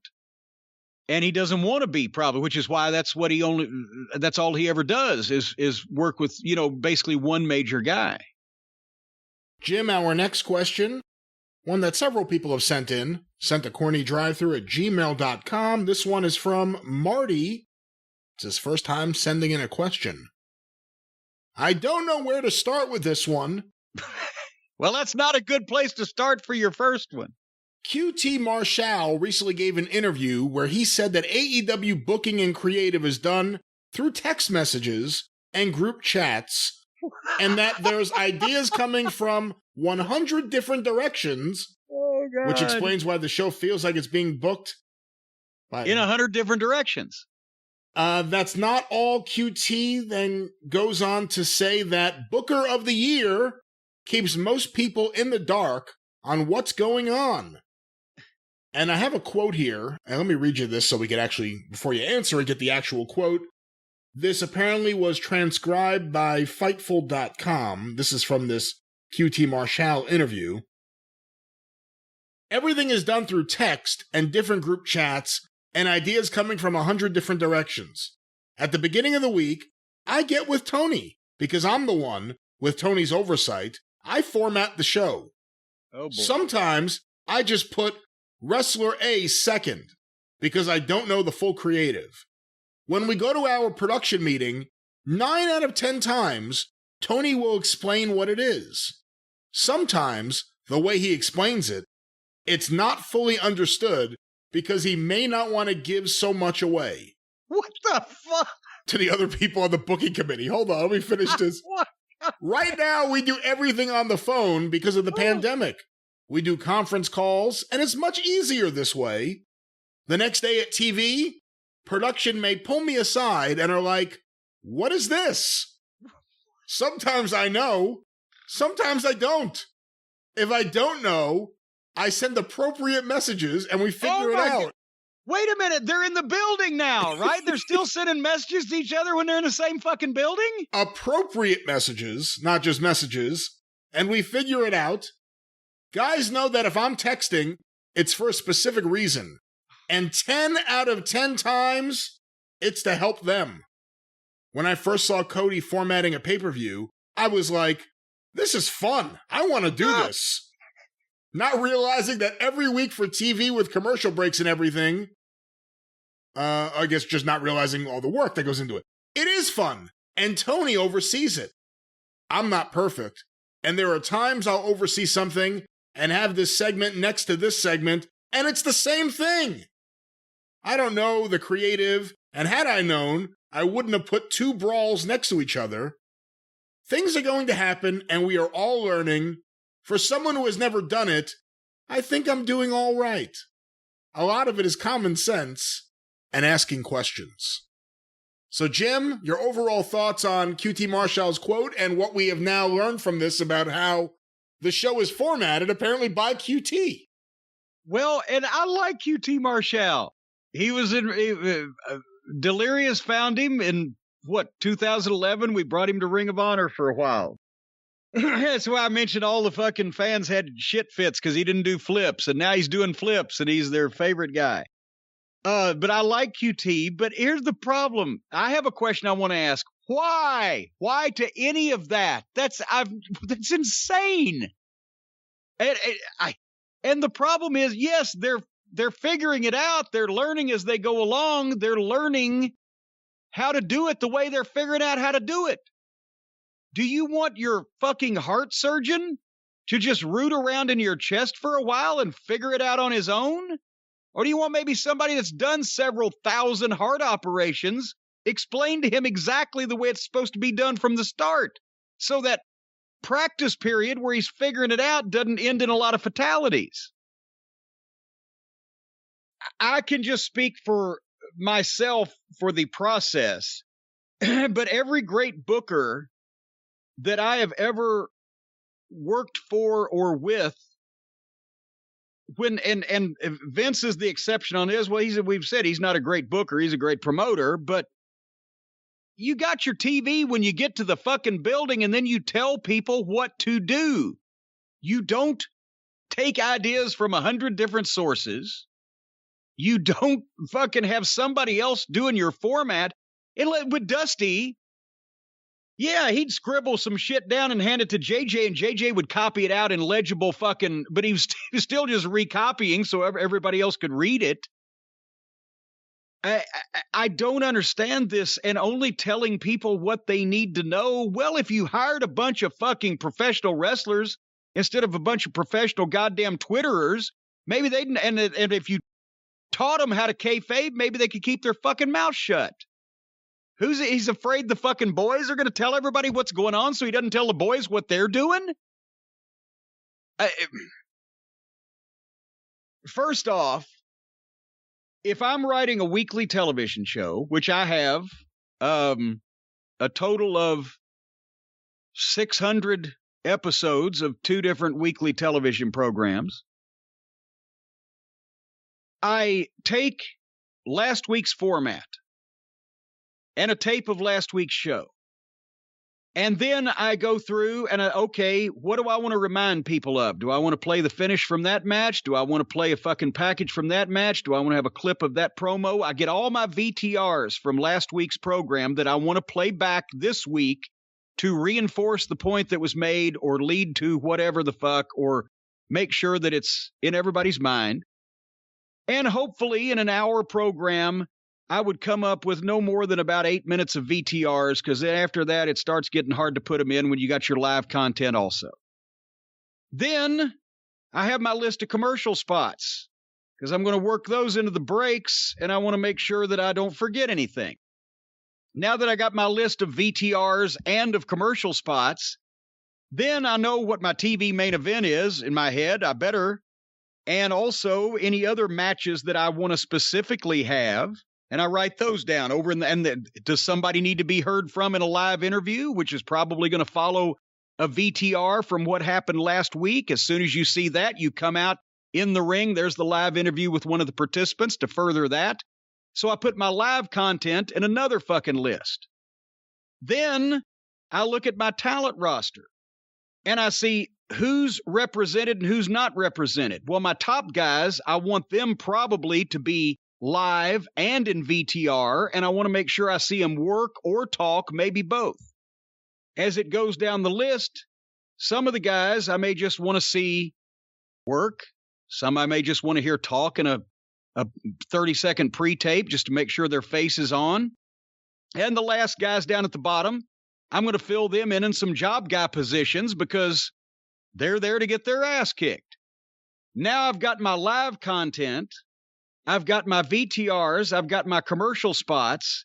Now I've got to put it together so that it flows from start to finish. And we don't have 2 segments where there's long live interviews back to back, but we also don't go 4 segments in a row with all wrestling, because then we've fucking not got a nice little fucking up and down going. And then whether you're doing 7 segments and 6 breaks or 6 segments and 5 breaks for the format for the 1-hour show you're doing, I did 7 and 6 back in Smoky Mountain Wrestling when matches, people didn't expect the TV matches to be so long. In OVW, I did 6 and 5 because we had a little bit more time not to interrupt most matches with commercial breaks. But still and yet, it was challenging sometimes to get everything wormed in. Once you've got everything on your format the way you want it, then you got to go back and time everything. And then you know what the times are on your VTRs, you know what the times are on your commercial spots, and you also know approximately how long it's going to take these guys to do their entrance and get in the ring. So then you're down to your match time. Well, if your fucking match time isn't good enough, if you've only got 4 minutes for your fucking main event and you've trimmed everything else you can trim, then you got to start cannibalizing your VTRs and see if you can fucking make it shorter or do it a different way. And finally, when you've got the whole thing timed out, then you type the whole goddamn thing up. Then you make a list of all the VTRs for the person that's doing the editing. Then you make a list of all the pre-taped interviews that you're going to do and put in the show so that when you produce those, you make sure you don't forget anything. Then you do notes on each segment by segment for the announcers. It helped me in OVW because I was one of the announcers too, so I didn't have to go into so much detail. But you do notes for the announcers based on what the people in that match have done or are trying to do, or who they're involved with, or what matches of theirs you might promote at upcoming events during the course of the commentary on the match. So you got your announcers' notes done. There's a few other pieces of paperwork for other people that might need to know things that I am leaving off. And then when you get to the goddamn taping, you first sit down with whoever's directing and whoever's the camera people are and all of your referees, and you go over the exact show step by step, including the way the finishes are going to be for the camera people and the referees so that they've got it and so that they're going to be able to shoot it. And so your director is going to be able to have the right camera up. And then you have your referees go and bring the talent segment by segment into the finish room that you've set up, where you then get everybody involved in seg one and you tell them exactly what's going on and you get their input. And do you want to say something different or you want to add to this finish or whatever the fuck, blah, blah, blah. And then that's worked out good. Next referee, bring me seg two. And you go all the way through the show that way. And then you break everybody loose for fucking pre-taped interviews where you sit there and you remind them what they're supposed to be saying and the time frame between, yes, this has already happened, but you can't talk about this yet because that hasn't happened in the program. And then you produce those. And then you sit down with the announcers right before you go on the air and remind them of everything again. And then you ring the bell and do the show. It's fucking easy. I don't recall having 100 conversations with 100 different people. I don't recall having somebody else do my format, which is insane. That's like, I'm going to write a book. Here, you write 4 chapters. What? And as far as telling the guys, you tell them exactly what they're doing in that instance on that show, what their frame of mind would be, or as Howard Finkel used to say, what their demeanor is. Are they mad? Are they sad? Are they happy? Are they rambunctious? And you explain to them if there's a specific spot in the finish or a specific thing that you need them to say in a verbiage in a certain way. You explain to them how that ties into the ongoing angle, program, etc. And without telling them every move to make for the next month or 6 weeks or 8 weeks or whatever, you tell them the general direction that the thing is going and or what kind of match it's going to end up in. And or if you're going to do special stipulations, you know, you'll say, okay, we're going to do this match. And then in the match, such and such happens. It leads to a rematch and the stipulation will be such and such because of that finish. That's where we're headed. You don't give them 6 months of fucking detail, but you don't leave them in the dark because you're afraid that everybody's going to find out. Because if you've hired a bunch of fucking loose-lipped marks to be in your locker room, yeah, everybody's going to find out. But if you got professional wrestlers, they need to know what the fuck they're doing. It's like Dutch Mantell used to have a perfect analogy in that the booker is the coach of the football team.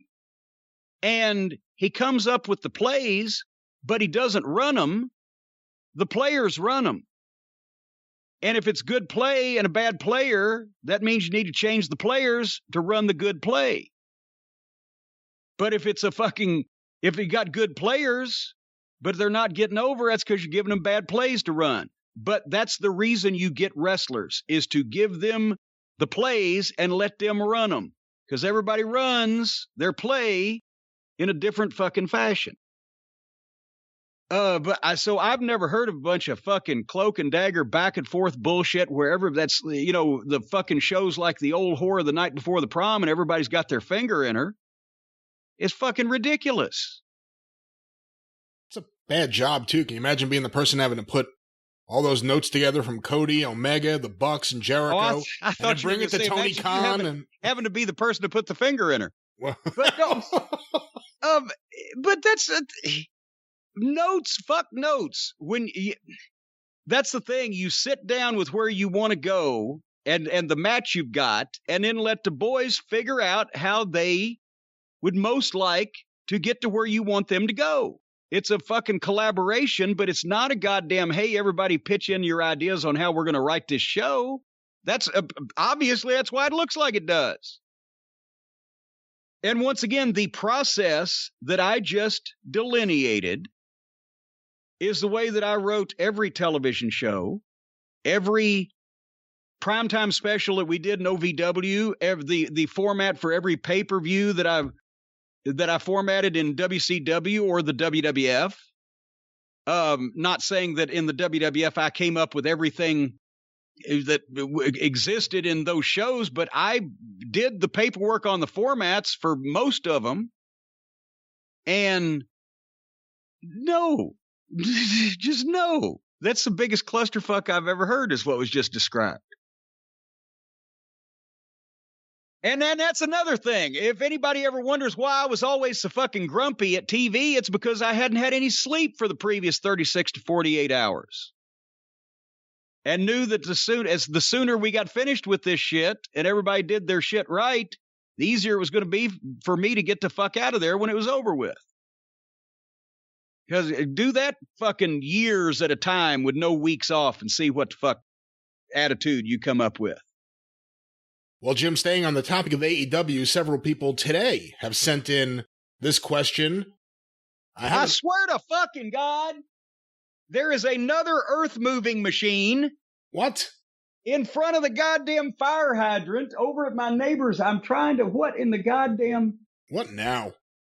Oh, Jesus. Now they're flattening out the right-hand side of the road across there, where the guy ran off the edge of the road and rutted out in a big, deep thing, and they're flattening that off so that people can drive 70 miles an hour down the road and not lose control and wipe out fire hydrants and land on my fence. Back to the question. Back to the question. This was sent by various people today as we are recording. I have an article here from the WrestlingObserver.com site by Josh Nason. For the first time since March 2020, AEW Dynamite will return to a live weekly touring schedule, touting in a press release that they will be the first major pro wrestling company to do so. The company announced the news Monday with their first 3 days and venues, with more live event dates being announced in the near future.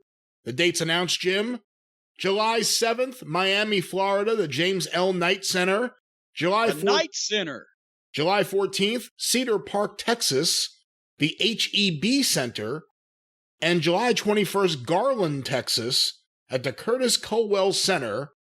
It talks a little bit about tickets going on sale here. So, well, and by the way, Garland is in Dallas, so you might as well say Dallas.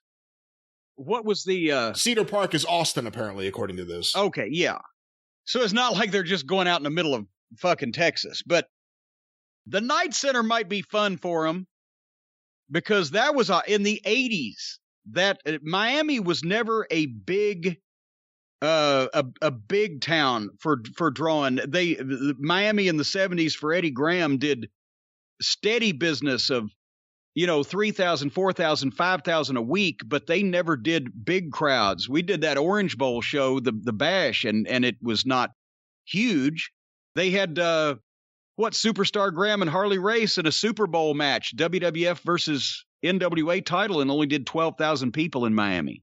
And that was 1978. So, and the Knight Center I've been to for Crockett when we were hot, it didn't, we'll see what happens. That could be a hard one. I think they'll do real well in Dallas. Well, beyond the actual dates and the locations, what are your thoughts about the idea that AEW, beating Vince, will be the first to return to taping their shows on the road? You would think in front of live, if they're going to Texas and Florida, those are in front of live fans. Yeah, well, somebody's got to do it. And Vince, they have no need to rush that just because they have no financial need. I would think that, AEW is probably wanting to get back to selling tickets as soon as possible. So for all the people who would want to go in a group of people, or as I call people now, contagious disease-carrying organisms, that'll be fun. You surprised AEW is beating Vince to doing this? Not really, because again, the WWE has to be careful because if they get bad publicity or whatever the fuck, and they don't have any pressing financial issues at all over anything anymore.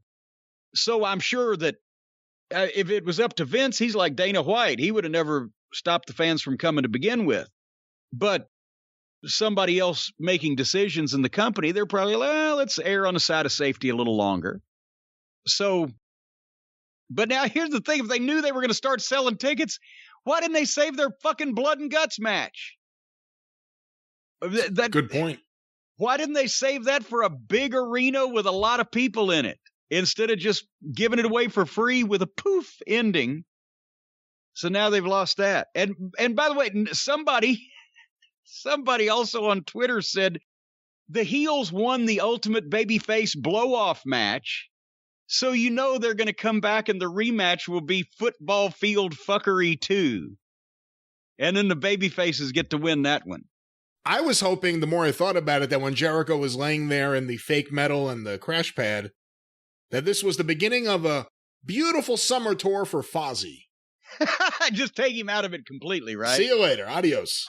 But then he'd have to go out on stage in a wheelchair to keep up kayfabe. You're acting like he has commitment to kayfabe. Of course I am. Acting, that is. So I'm not saying, and also, they're under the radar because people are not paying as much attention to them as they would the WWE, so they can, ease back into this and see what happens. But I sure would have saved some of the big matches like the War Games or the Blood and Guts for a building with a lot of people in it instead of an open air amphitheater where you can't really see the only fans you can see at Daly's place, whether they got them or not, are the ones that they pay to be around the ring, unless they take a wide shot of the people sitting sparsely in their pods. That's what I'm waiting for. AEW with real fans at ringside again. It could be interesting now that they've had to look at some of these mooches for a fucking whole year. They got to be sick of some of them. AEW or WWE, do you see any reason why shows airing with fans in the building, do you think that is alone, or that is, for curiosity's sake, a reason that would cause the numbers to go up at all for either company? The ratings, that is. Oh, okay. No, I thought you were going to go the other way. I thought you were going to say tickets. I think ticket sales will actually, for people who, for whatever reason, have missed the companionship of other human beings, I still can't understand it, but I hear it goes on. Ticket sales for fucking cornhole tournaments will be through the roof. I think live events will pretty soon be selling a lot of tickets, even if it might not have been something that was sold a lot of tickets a few years ago, just because people want to get out and about. As far as the TV ratings, I don't, would anybody, unless it makes it a better TV show and the jury, I think it will make a better TV show for the WWE that we don't have to look at the goddamn Thunderdome anymore, because that thing hurts my eyes. So I think that will make their TV better. I don't know if having fans back in the building will make the AEW television show any better or not. But I think any ratings bump would have to be just short term, wouldn't it? Unless just we want to tune in to see what the actual real fans react to. Would that be their motivation for watching a show that they weren't going to watch beforehand? I don't know. That is actually one of the things with AEW I am looking forward to, is watching that show with fans there, because it changes everything. And we have not seen that for over a year. Oh, somebody did bring up also in our review of Blood and Guts this past, well, you didn't say anything about the ratings. What about the ratings? They were back up over 1 million people.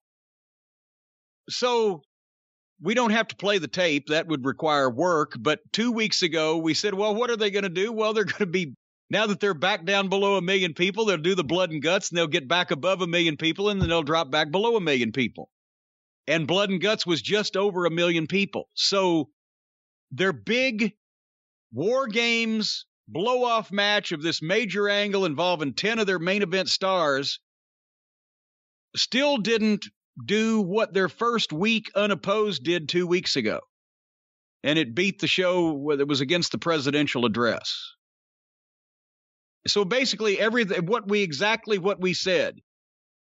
They will unopposed, they'll be over 1 million. They've dropped some, then they fell back below. Blood and Guts will be over 1 million because it's a big match they've hyped. Then they'll drop back, and then they'll have to come up with ways to hype bigger shows or find more Shaquille O'Neals and Mike Tysons. And then sooner or later, that's going to wear off because they're not growing gradually and organically their big shows get 200,000 or 300,000 more than their regular shows, and that's shrinking. They start big and then shrink every time. So basically, this is exactly what we said they were going to do, right? Well, Jim, on the idea that they are going to be running live shows again, you have to think if you're one of the fans who really, really wants to see wrestling, however, you're a little nervous about going out with the pandemic still out there, even if you've been vaccinated. You may look at your arms, you may look at your hands and go, wow, there's a lot of hair here. I need to shave some of this off so the germs don't leap off the person next to me onto my long arm hair. That's right. Or a transition just like that. Or something like that in that direction. And I'll tell you, after you've been closed up by yourself in a pandemic for a year, chances are you do look like the Wolfman. Maybe Farkas the Wolfman, good old Willie Farkas. You might also, you've been masturbating quite a bit, so you probably got some hairy palms. So the point is, no matter what part of your body the hair is growing from, you need to tame that shit. And did I tell you about this breaking news, Brian? It's a big pubic service announcement that we're going to make, the news that everybody's been waiting for. I've said many times that the Manscaped Lawnmower 3.0 is the finest personal grooming tool that has ever been invented in the history of history. I can now say that is not correct, because now available for purchase in the United States and Canada, the Lawnmower 4.0. It's just out now. Wait a minute. Hold on here. What now? Hey! There we go. All right. But this thing is amazing. This is not only now the greatest personal grooming tool that I have, this is one of the finest appliances that I have in my home. This thing is built with the precision of a fine TV or a DVD player or even a fine refrigerator or whatever, except it will not freeze your balls. The Lawnmower 4.0, where do I begin? Remember the LED light that the Lawnmower 3.0 has? Well, this one has a better one, because you can turn it on and off individually, independently of whether the lawnmower is running or not. The LED spotlight, 4000K LED illuminating spotlight with diffuser, so it shines in the way that it's supposed to shine.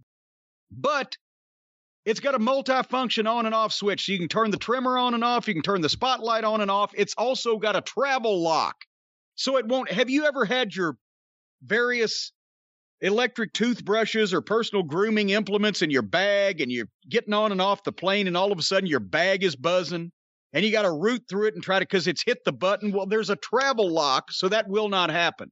Because I cannot tell you, sometimes I've been going through security at these airports, and my bag would start buzzing. And then it's very embarrassing sometimes if it's not your toothbrush that's running. So that'll take care of this. Also, it's, what do they call it? Ergonomically designed. It feels good. It feels good when you're holding it in your hand.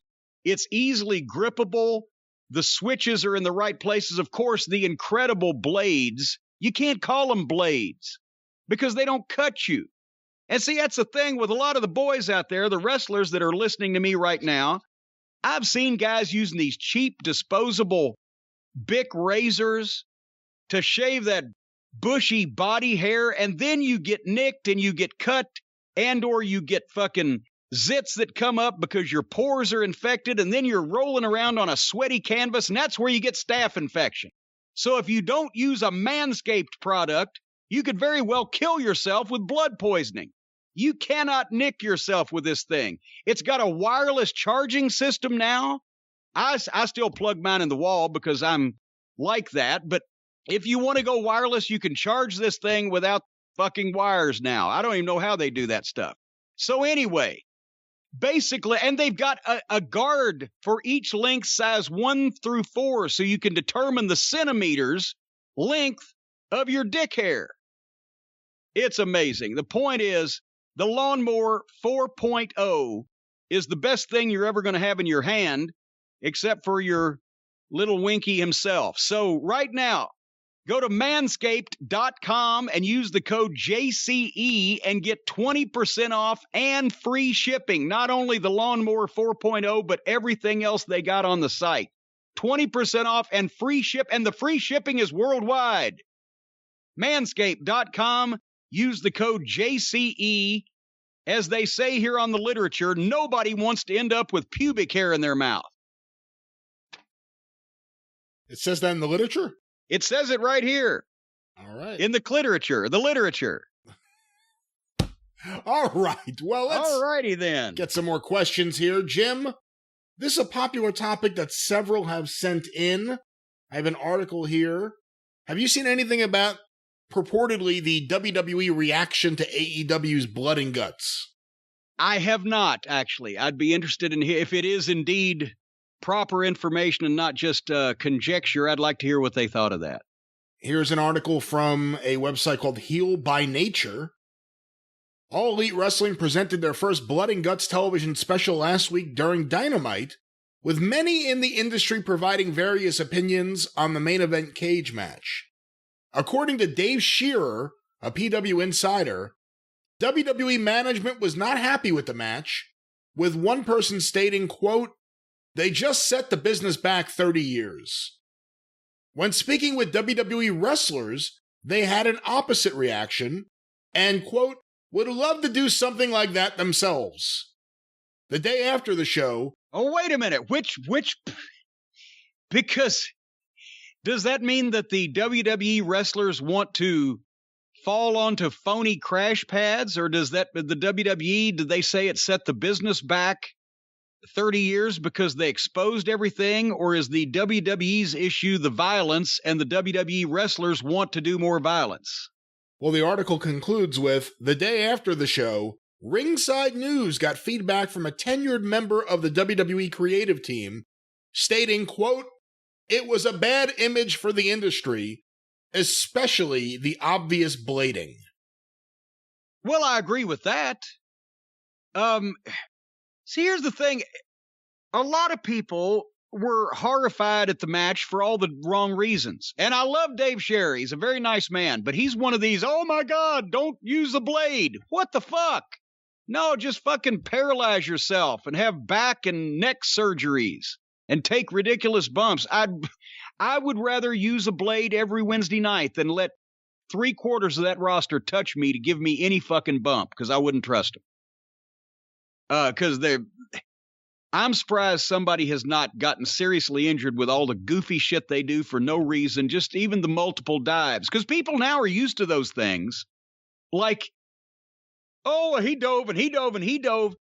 It's a 200-something pound, sometimes 200-something pound man flying over the top rope and landing 10 feet below on a variety of people. You've got elbows and knees and feet flying at you. And what the fuck? So I saw a column that Dave said they should use fake blood and movie blood. No, here's the goddamn thing. What sets the business back is not the violence. That's what kept the business in business for 100 fucking years till we took all the violence out of it. So those fucking pussy, goddamn dickless comedy writers in the WWE can go piss up a rope. The violence is what people want out of fucking wrestling. I agree with seeing the blade setting the wrestling business back 30 years because it's like the crash pad. It's an insult. It's an affront. You've shown the people the illusion. The quarter didn't disappear. It's not in your fucking ear, kid. It's in between my fingers because I'm a lousy magician, and you know that now. So they're all in a variety. They're all looking at it in their own direction, but they have their priorities backwards. I don't give a fuck about bloodborne diseases, especially the WWE. They're all tested out the ass. In AEW, they've got enough money to fucking test them. If I was Tony Khan, I'd test everybody and prevent them from working any goddamn independent goofy shit like so many of them want to fucking do, where they have any blood on them, and then you're fine. But I'd a whole lot rather guys that know how to do it and can disguise it getting juice to add heat to fucking programs instead of a bunch of fucking phony gymnastics.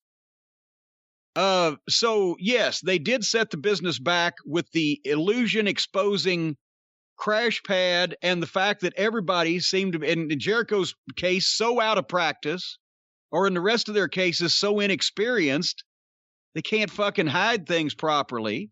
If you can't do the sleight of hand, don't call yourself a magician. It is a little rich, though. I mean, WWE.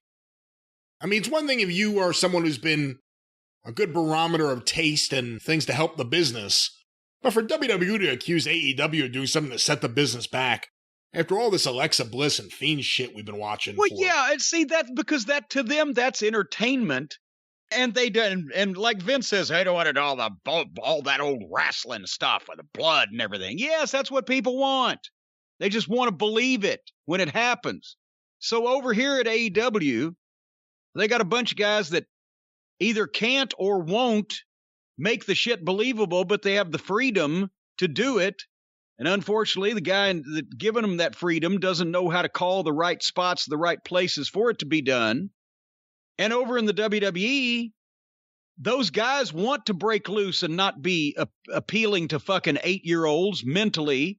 They want to do more violent shit and bleed a little bit and whatever the fuck, but they're up there in fucking romper room land.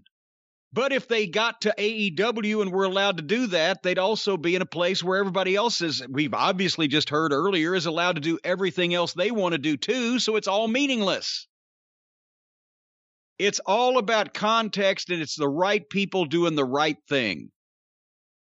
And if everybody wants to know my opinion on it, I think if you have to use fake blood, don't have fucking blood. That's bullshit. As I've mentioned before, I used fake blood a couple of times on fucking mouth injuries where you could spit some fucking blood out because you got popped in the mouth. And even then, I kind of held my nose and did it. But no, because that's what everybody always used. Oh, the blood's fake. Well, it wasn't, motherfucker. And they never could prove that it was.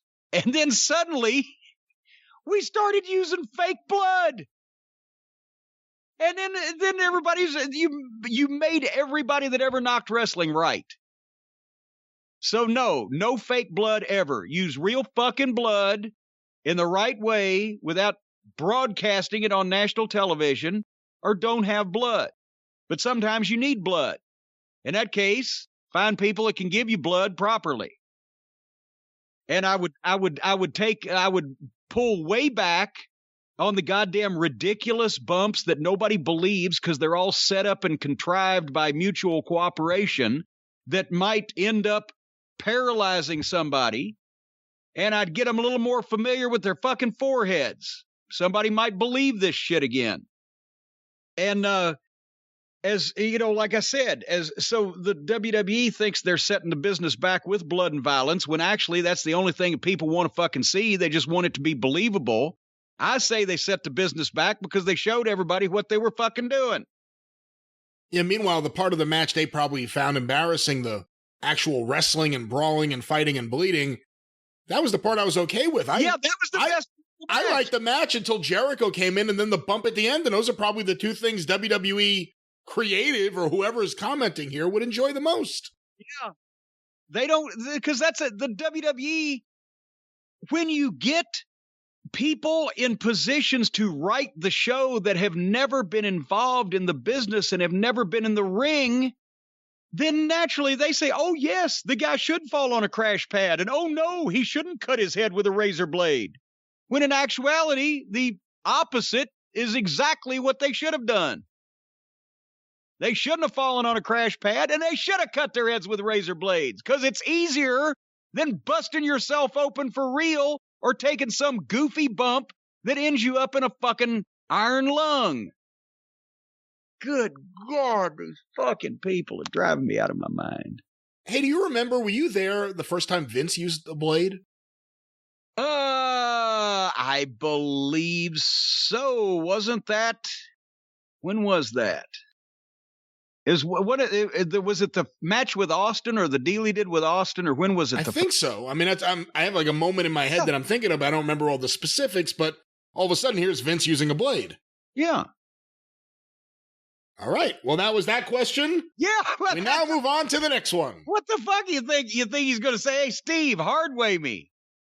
No, because he's smart and he knows the wrestling business. And Vince McMahon, that night, Mr. McMahon needed to bleed.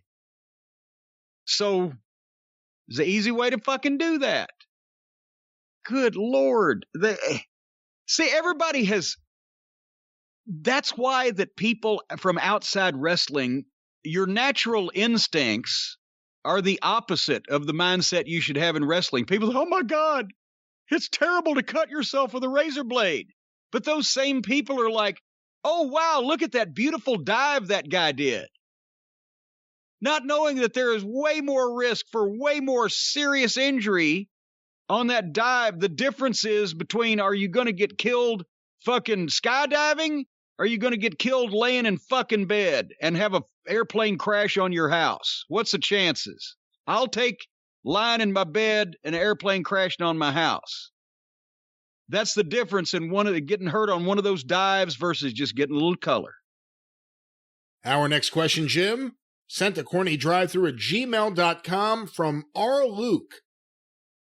With the recent news of Daniel Bryan's contract expiration, I was wondering how Jim feels about Bryan in the rankings against the all-time greats. To me, even if you take away his contributions to the modern independents, he succeeded in a place where he was fired on his first day, became not just a huge, legit star, but retired, came back, and did it again. I believe, if you really sit back and look at his career, the dude has to be one of the top 10 greats in American wrestling. Jim, what are your thoughts on Bryan Danielson or Daniel Bryan's legacy and where he ranks amongst the all-time greats? Well, see, now you've immediately, the way that question is worded, I have to start out by making it sound like I'm knocking Bryan Danielson when I say I don't think he's in the list of the top 10 all-time greats in the United States of America over the last 125 years. But that doesn't mean he can't be really, really good, does it? That's... Top 10's just, come on. And if you set Bryan down and said, hey, do you think you're a top 10 of all time in America? I think he would probably be the first one to laugh. Yeah, he did everything that the guy just said that he did. He's definitely a tremendous in-ring performer. And while all of his promos are not, all-time classics, the ones that he really believed and really got into, and the big ones, right, when he could be himself, those were very, very good and very meaningful. On a list of all-time box office attractions, it's not fair to put him on it because he came along at a time and was used in a company where there really was no box office attraction past the company and the package. You know what I'm saying? And yes, he sold tickets, but to say, okay, was Bryan ever the biggest box office attraction in this business over a calendar year? No. Was he in the top 3 or 4 or 5? Probably not. Even with his run as WWE champion, well, maybe he was just by lack of any other draws at that period of time. But the point is, I'm saying that one big piece of the all-time great puzzle is, were you a box office attraction? Did you draw money? And almost nobody over the last 15 years but John Cena can kind of say that. So, I think for the modern era, he's been tremendous and he's done fantastic. Over 125 years, I don't know we could make that case or not. But, and I got to be honest with you, if it had been me, it would have never fucking happened. Well, if it had been me, I wouldn't be able to wrestle like Daniel Bryan anyway. But that time when they fired him for choking it was Captain Sunshine, Justin Roberts, right? Yeah. When they fired him for choking the guy with his tie, if I'd have been Daniel Bryan, that'd been the last time I took a phone call from those motherfuckers. Which I guess shows you that being a more reasonable, level-headed person can get you ahead in life. But when they did that, I couldn't believe that. But then he's all right. I'll just hang around. And they brought him back, unless they told him it's completely fake and we're going to bring you back on such and such date. When they did it to begin with, then I would have put up with that. But And he also persevered in being there and coming through when they didn't want to put him over, but the fans did. So, yeah, the past 15 years has been great. And he's had his ups and downs with the concussion thing and everything too. But everything, even when they thought they could count him out, he was able to come back. So I have nothing but good things to say about Bryan Danielson, except I don't know that he's in the top 10 of all time. Our next question, Jim, sent to CornyDriveThru@gmail.com from Lem Smalley in Stanford, North Carolina. Lim! Oh, Cousin Lim! Apparently he just got 2 Jim Cornette figures and is very pleased, according to this email.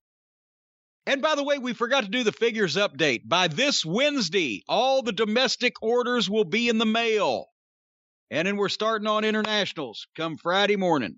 So it's almost there, folks. Just keep your fingers crossed and keep thinking those good thoughts. Go ahead with Lim. He did get figures. I remembered signing his figures. Lim is not a common name anymore. It's like Ethel and Gladys for the women. You don't run across it that often anymore. During a Sports Illustrated interview from 2015, Kevin Nash had this to say about The Undertaker jumping ship to WCW. Quote, "We had Taker close. All of a sudden he wasn't the dead man.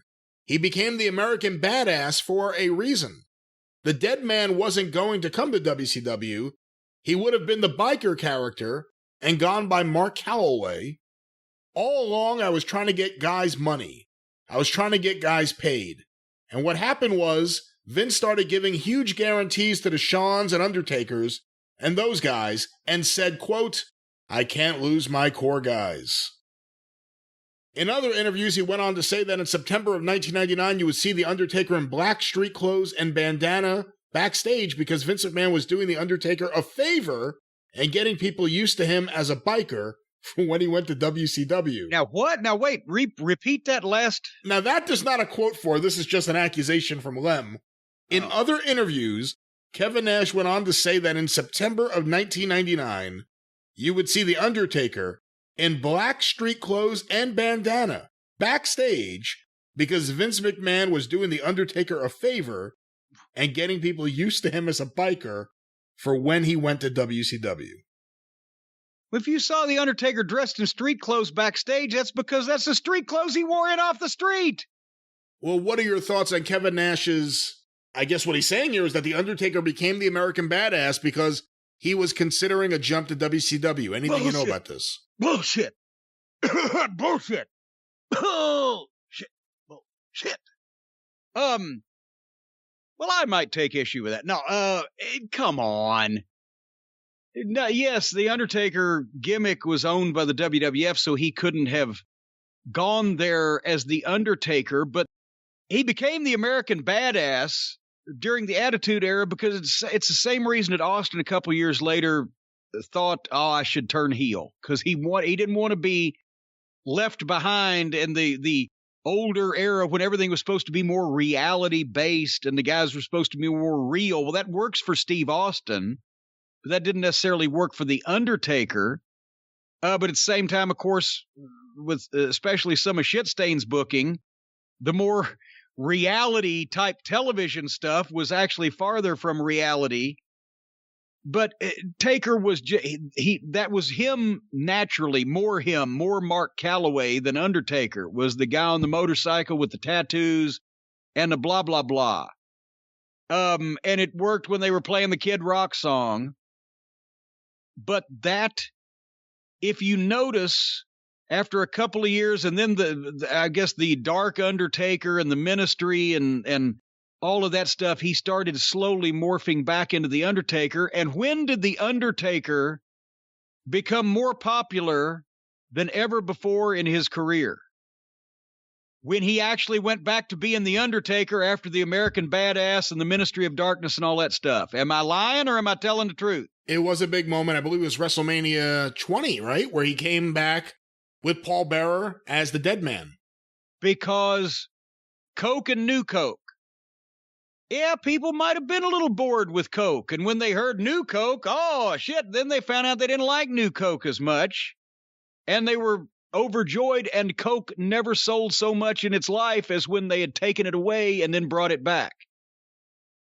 The American Badass was more of Mark Calloway, and it was okay, but it wasn't The Undertaker, and the people wanted The Undertaker.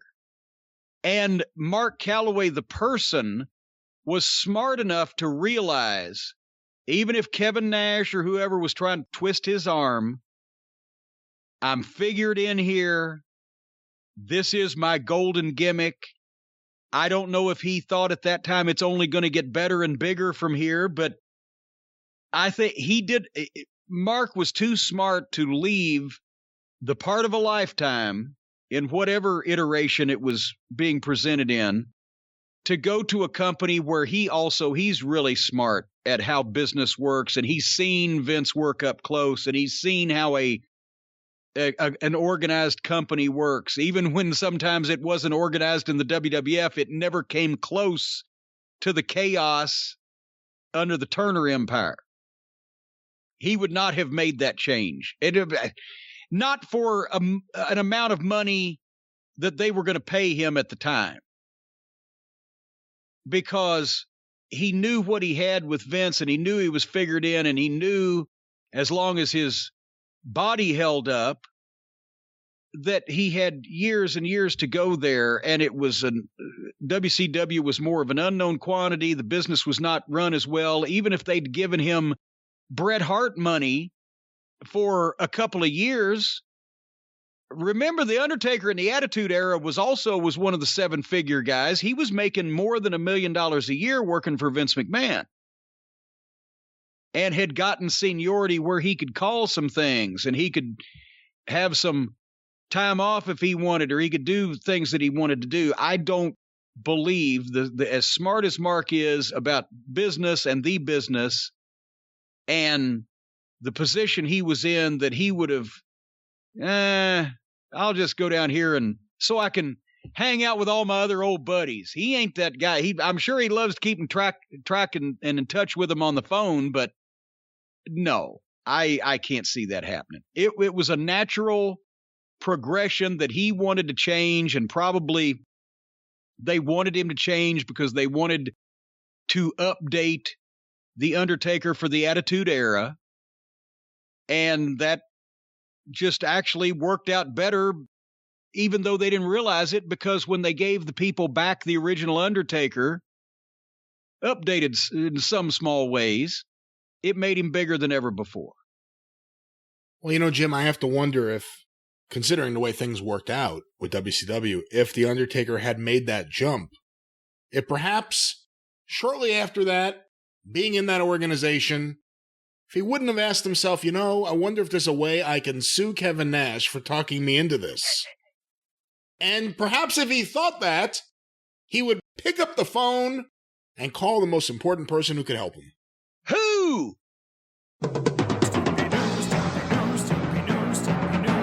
Call Stephen P. News.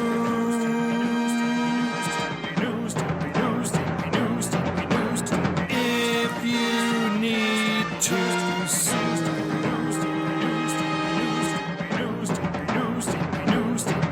An outlaw mud show or two. He'll sue the rest. Yes, folks, whether you need to sue a 7-foot man for lying to you about your employment, or just any other no good, sorry, gum bumping sack of snake feces that has wronged you in some way, look no further and call no one else than newlawoffice.com, 888-692-8084, and the fine consigliere of the cult of Cornette, Stephen P. New himself. Not only is Stephen a successful attorney representing those who have been wronged and damaged by these greedy major corporations, but also he's getting into wrestling promotion because he's helping promote the big all-star wrestling event in Beckley, the Raleigh County Armory, this coming August. It's the Bash in Beckley. And Jerry the King Lawler has already been scheduled to appear. I will be there in spirit because it's outside my home. But the Bash in Beckley, more news on that coming up. And Bryan, you've heard this.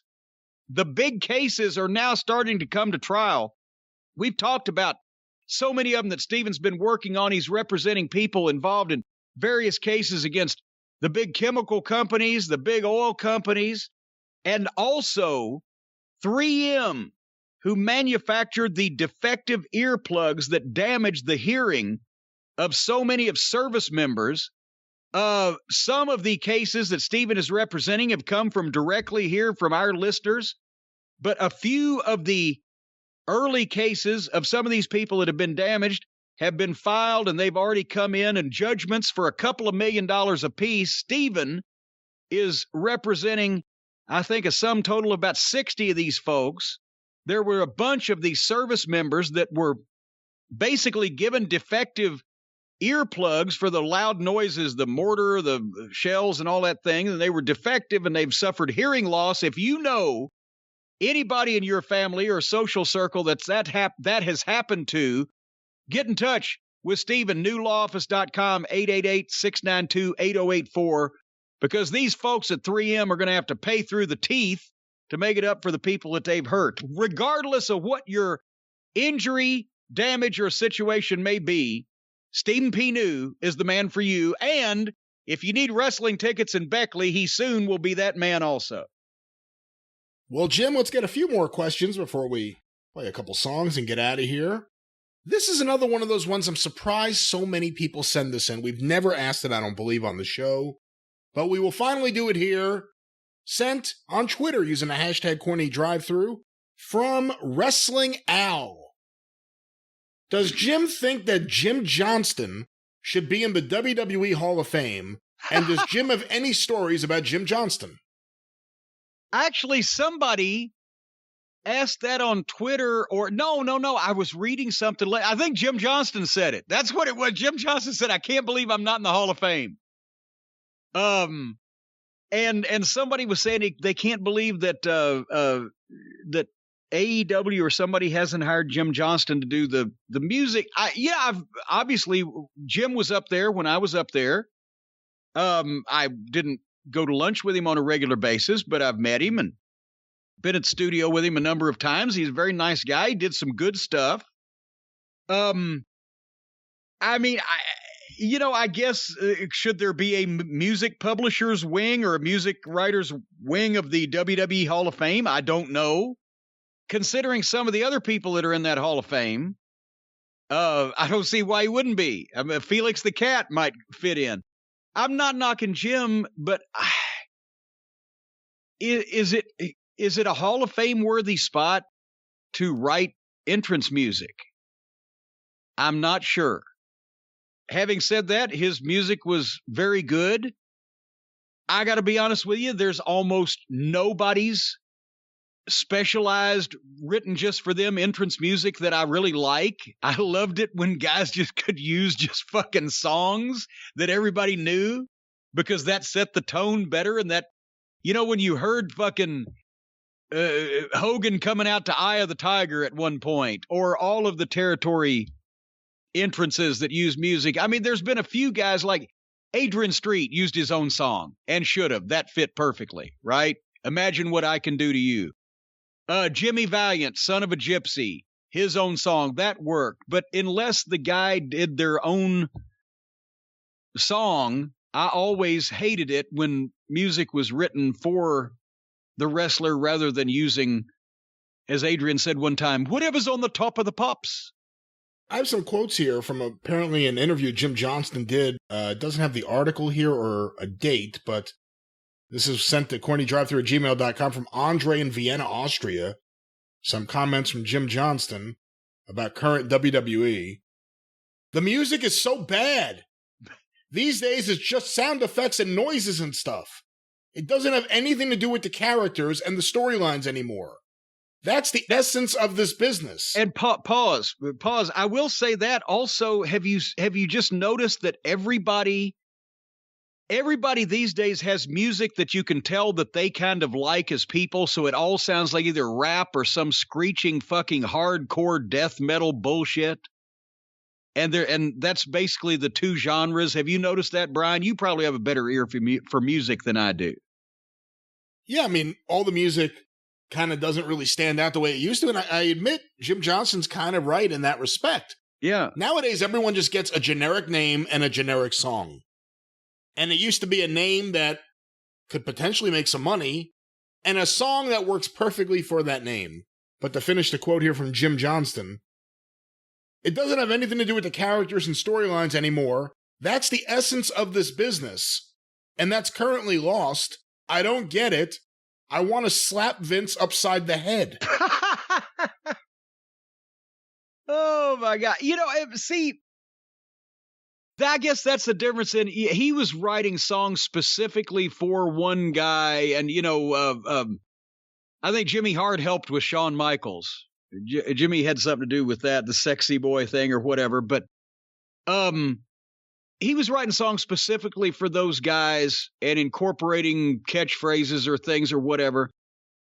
I always liked the song to be the vibe of the guy that you wanted to get. It didn't have to pertain to him. It just needed to be the ambiance, the vibe, the feel, kind of fit that guy. That's kind of song I think of when I see that guy coming down the aisle, or vice versa. When I see that guy, I think of that kind of song. But it helped when it was popular music because everybody knew those songs and they instantly could lock on to what the fuck it was. So when I would pick entrance music, in Smoky Mountain when I was picking the music, or here in OVW, Stacy picked a lot of the music because I wasn't listening to new shit. But I'd say, here, this guy like this, blah, blah, blah. And she'd, here, this, that, the other thing. And I'd listen to a few. Okay, I can buy that. So we had the, Saliva and Stained and Mud and Oil and all those groups back then. But it just, the ambiance, rather than being too specific, I think is the music. When you heard, Lawler come out to the theme from Rocky III in Memphis. Well, yes, because he triumphs in all these fights over these challengers. Okay, blah, blah, blah. But at the same point, you hear the Rock and Roll Express.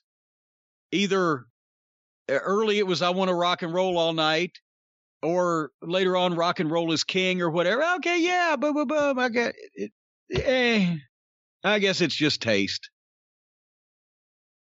And also, we didn't have anybody writing music for us. We just had to find a song that fit and buy it at the record store.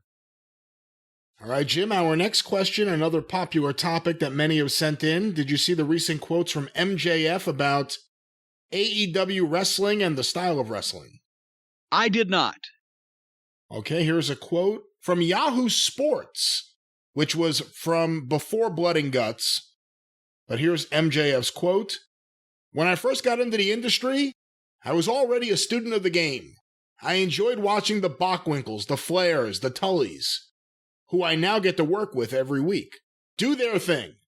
The smartest thing about them, contrary to what you see now stylistically in professional wrestling, was that they didn't want to get hit. They didn't want to mess their bodies up. When I watch professional wrestling on AEW Dynamite, I cringe. I want to puke in my mouth a little bit. Because I see these guys and they're murdering themselves. They are jumping from the top rope to the floor. They are doing loopy loops and twisty turns and flippity doodahs, and they are killing themselves. Some of these people who are younger than me, and I'm already wildly young, might not be able to walk anymore when they get to my age. Jim, like I said, a lot of people have sent this in. Any thoughts about MJF's quote here? Well, yeah, God damn it. I never had a lot of girlfriends up in New York, but I can't believe he's not my son somehow. He's exactly right. And see, the thing about this is it works for him on a couple of different levels. Because he probably really does think that way. Because I've talked to the guy in MLW. We went out to it was IHOP one night. And he's got a good head for the business. And so he really does feel that way, but yet when those fucking butthurt fucking jock-sniffing wannabes in the locker room ask him about it, he can say, no, I'm saying that to be a heel for the audience, because the fucking fans him telling the truth and him pointing that out will make him a huge heel to those fans, because who do they hate? They hate me, and I say the same thing because it happens to be true. But none of the other guys have the balls to actually come out and say that because it's true.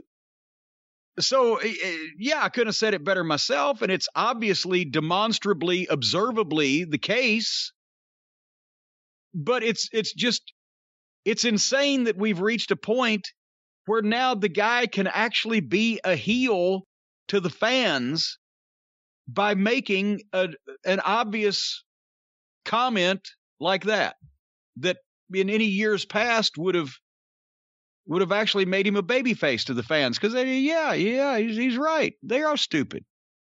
That's the thing with MJF in the last year. He's done so much stupid shit on their show, but at least he does an interview afterwards saying Jericho's comedy garbage, and this. He says everything we're saying, but he also does everything we're saying. He tries to get it off of him. Yeah, I got some off me. Let me brush it off a little bit. But I mean, and obviously, that is what he just said is exactly the case. And everybody that has any experience, any time in the business says the same thing. Most of the fans that have time and experience in watching the business say the same thing. And the only reason that the Daredevil stuff got over to begin with was because you never saw something like that. So if you, oh shit, but now everything's oh shit. So that means none of that stuff stands out anymore. And the guy like MJF that actually makes you pissed off at him personally rather than just watching what he's doing is the exception, whereas it used to be the rule. But just, this is as old as the hills in the wrestling business, and I'll close this particular topic with this. If you're not over as a person, as a personality, as a character, if you want to use that word, or as an individual on the roster, if you're not over with the people as an individual, you can set yourself on fire. You can pull the fucking pin out of the grenade and shove it up your ass. You can do whatever you want. They don't give a shit. They'll clap and cheer when it's right in front of them, and by the time they get to their car in the parking lot that night, they're not going to remember what you did because they don't care about you.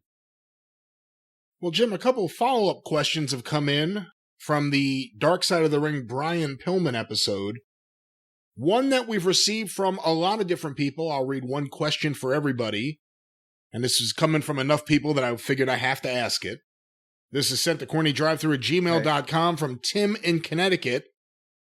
I'm sure this will be we've received multiple emails about this question, but what are Jim's thoughts on Dave Meltzer's absolute pigsty of an office as featured on the Pillman episode of Dark Side of the Ring? Oh, goddamn. I feel for him because at certain points in my life, because I have been so busy and did work involving so much paper that I have been in a classic state of disarray myself, but I've never got that close to anything like that. And apparently I did ask off the air, just in a private conversation, Evan and Jason about, I said, what the fuck? And they said, no, he knows where everything is.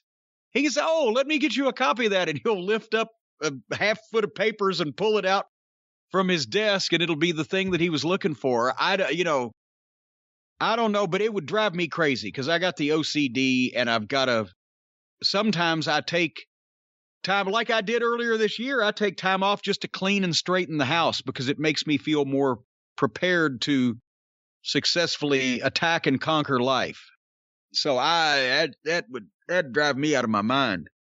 Are you surprised to see that that's his working conditions? Somewhat, yes. I mean, I knew he was like me and had a lot of stuff and had been collecting it since, people still saw in black and white. But I didn't know it was all out in the middle of his floor still to this day. So yeah, I did kind of shocking. He ought to have a woman come in and clean every once in a while. Is that a sexist statement? I believe so. Well, good. He ought to have a woman come in and clean every once in a while. Well, Jim, our next question sent to CornyDriveThru@gmail.com from Liam in Kilkenny, Ireland. They killed Kenny? Those bastards!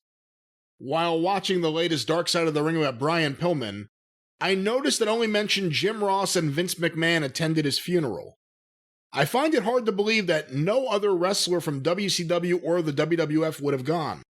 I'm guessing it was a scheduling issue for both companies, but I find it inhumane if that's the case. Neither company would be kind enough to allow their wrestlers time off to mourn? Considering Owen Hart had a huge funeral with many wrestlers in attendance, why is it that Brian Pillman's funeral was a no-show, do you think? Well, it wasn't a no-show. There were people from the wrestling industry and the periphery of the wrestling industry there. As Meltzer mentioned, he was there. Am I wrong to think, do I remember, was Bobby Harmon there? I'm sure he was. Because of Cincinnati, right? Cincinnati, yeah. And Les Thatcher. And so it was the WWE crew, I think, more specifically, that this guy's asking about. There were people from wrestling there. It happened on a Sunday. Back then, I can't reach my book, but back then the guys were going from TV straight to house show tours. It wasn't like they just did TV and then were off. So literally there was a show every night. There were already shows booked that week. I assume everybody was booked. I bet you, well, I don't want to say that. I was going to say, I bet if somebody had asked specifically, if they could be off to go, that they would have been allowed to. But then was Steve Austin probably at that point, was he in the main event of a show that already had a 6-figure advance? Very possibly. Unless I saw everybody's schedule from 25 years ago and on that specific date, I can't cover for everybody. I don't know about WCW. I don't know who he would have been still close with down there and whether they would have let people off to come. I know that,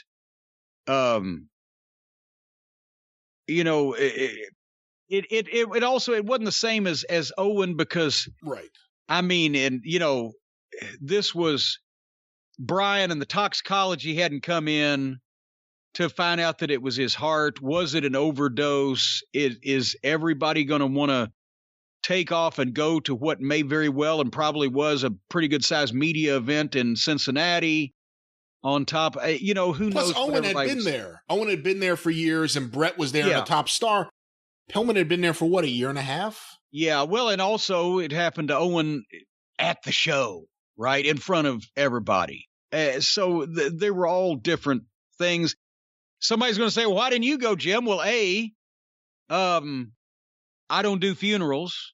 I think I've been to, I won't even say who it was, but I've only been to one funeral that I can think of in the last 25 years that was not a member of my family. And actually, the one I'm thinking about 25 years ago, I didn't go to his funeral. I went to the funeral home beforehand, was Dennis Coralluzzo. Yeah, I went to that funeral. I went to that funeral.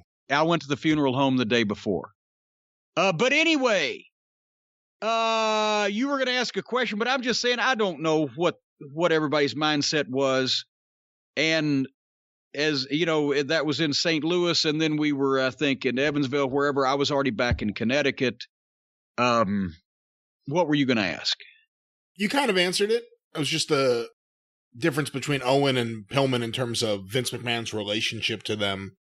Yeah. And there was a high degree of oops on the part of the WWF office, obviously, at that point. So they wanted to do everything they could to show support in that situation. But, so I think that's what it was. It was just a variety of things and a variety of reasons, but it wasn't like the whole world of wrestling forsook it. Look at the Pillman memorial shows with all the guys that came when it was something that they knew was going to happen, and they could take time off, and they wouldn't be, leaving their various companies up in in a lurch because that was a time where business was doing well.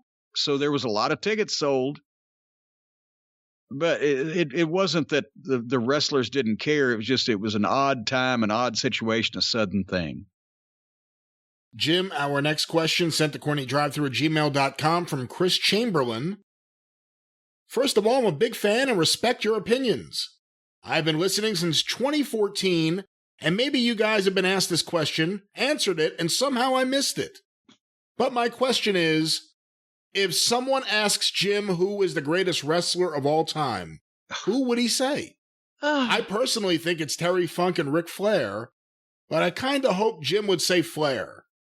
Bret Hart came up with a system of judging the greatest based on look, work rate, and promo ability. But Jim, it's Flair, right? What's your opinion? Who's number one? You can't do it. You can... If someone is one of the most experienced and well-researched individuals that has ever studied professional wrestling, then still you go to a pre-film and tape era where you can only surmise by written accounts and photographs of what people did, blah, blah, blah. And you might can narrow it down to eras, but you can't just say so-and-so was the greatest of all time ever at this. Because if you put Ric Flair in Strangler Lewis's place in time, people would have laughed at Ric Flair and Strangler Lewis would have fucking stretched him and sent him on his way. You'd have never heard of him again. But if you brought Strangler Lewis out in the Charlotte Coliseum and tried to have him work with Ric Flair, the people would have said, what the fuck's going on here? Who was more instrumental? Buddy Rogers, because he was so good, he invented all these heel mannerisms and tactics, or perfected them, and all of the boys in the business copied him and wanted to be like him, and he led to Ray Stevens and the Grahams and the Fargos and Flair and etc. Or Gorgeous George, because even though it was a popular gimmick, not as many people copied it, and it was hotter than Rogers, but for a shorter period of time. And whereas Rogers was a box office attraction until he had to quit 15 years after he became a main event guy because he had a bad heart, Gorgeous George was broke and penniless and still wrestling by the end of the same decade because the gimmick didn't fucking have legs. Is Thesz the greatest because he was consistently the world champion and one of the most important guys in the business because he was real and could convey that? Or was another guy who was a bigger worker and more flamboyant? You can't. And then then you're just talking about who's the greatest artist, Da Vinci or, fucking Whistler's mother. It's. Can I break this down a little bit? Yeah. If I had to ask you, Jim, who do you think is the most influential wrestler of all time, but also who is your personal favorite wrestler of all time? Because that's really what it comes down to when you're saying who's the greatest wrestler of all time. Let's look at influence and your personal tastes. Who did I enjoy watching more than anybody else as a wrestling fan? It might be a tie between Lawler and Funk. Who was the most influential? And that's interesting because you saw Lawler every week and you only saw Funk at best a few times a year.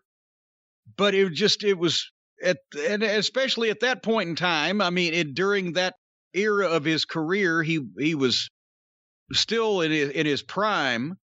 By the time he worked for me in Smoky Mountain, he was still the Funker, but he'd gotten a little older and modified a few things. But my God, in the mid to late 70s and early 80s, he was incredible. Who was the most influential? Still, goddamn, Buddy Rogers and Bruno Sammartino in the 60s couldn't have been more completely different people, but was Bruno the most influential because he ruled the biggest money, high population territory in the country, but still had no imitators. who tried to imitate? Who tried to be like Bruno? You couldn't. But everybody tried to be David. like... Well, all right. Everybody tried to be like Buddy Rogers. And then later, people imitated Flair the same way they imitated Rogers for the same reasons, because he was so cool. But then you had guys that were just as big as, you know, as the guy that everybody imitated, but nobody ever imitated them because they were so unique. And, you know, like I said, Rogers was very influential, but Bruno was one of the major names in the business for 20 years. Was Dusty more influential than Bruno? Because even though Bruno ruled the Northeast, Dusty became a booker, which Bruno never did. Maybe his own territory that when he had it in Pittsburgh. And Dusty then was the booker for the only challenger that Vince McMahon had for his national expansion. You could argue this all day. It's one of those deals where I cannot answer questions where people ask me to quantify the top 5, top 10, top whatever, because especially as an OCD sufferer, the amount of research alone would be fucking ludicrous, and I'd never be happy with my own answer. Would be an interesting project, though, looking at the most influential wrestlers of all time, literally looking at the world of wrestling if you took them out of it. How different would everything be at that moment and everything after it? It's a fun exercise. Maybe we'll revisit that in the future. But Jim, our final question this week, sent to CornyDriveThru@gmail.com from Donnie in Allentown, Pennsylvania. I'm curious if you had any thoughts or stories on the 1996 feud with Vader and Yokozuna. Also, do you think it killed Yokozuna's character to have him turn babyface and start speaking English during promos? Well, somewhat, but at that point, they had honestly lost their religion with Yoko as far as what are we going to do? He will not get his weight under control. And I think, you know, when Vader came along, they saw, well, this is a chance to take, because Vince always loves the battle of the big men, right? Remember those classic matches with Yokozuna and Earthquake John Tenta? God damn it. I like both guys as people, but it wasn't even a style clash because they were just too big to do anything. But I think they figured, well, let's switch Yoko and see what kind of mileage we can get out of getting some heat on Vader. And remember when, and this was, I mean, he went along with it, Yoko did, and I could see where, you know, Vince got a kick out of it. But when they had Vader do the Vader bomb or whatever on Yoko's leg and break it, so that's when I think he was going to Duke.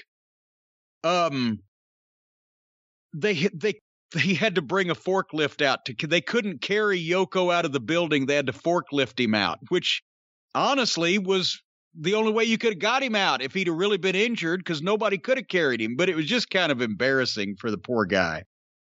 But I think that's what they were just like, yeah, you know, we'll switch him babyface. We'll get some heat on Vader. If he'll lose some weight, then he can come back. I do think speaking English suddenly, besides Banzai, after all of that time, probably, you know, softened him up a little bit, because Yoko was a badass, fearsome fucking monster as a heel.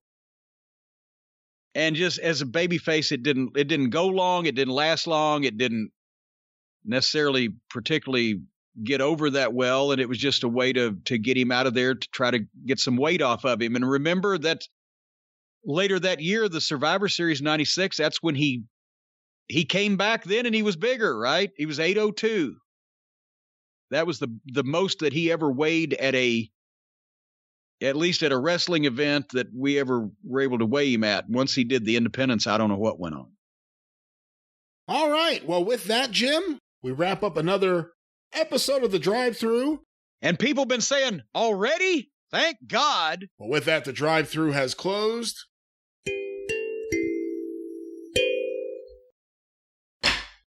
Wow. We'll be back Saturday on The Experience, and of course next week back here on the Drive Thru for a review of WWE WrestleMania Backlash. Oh, God damn it. And your questions. next week here on the Drive-Thru.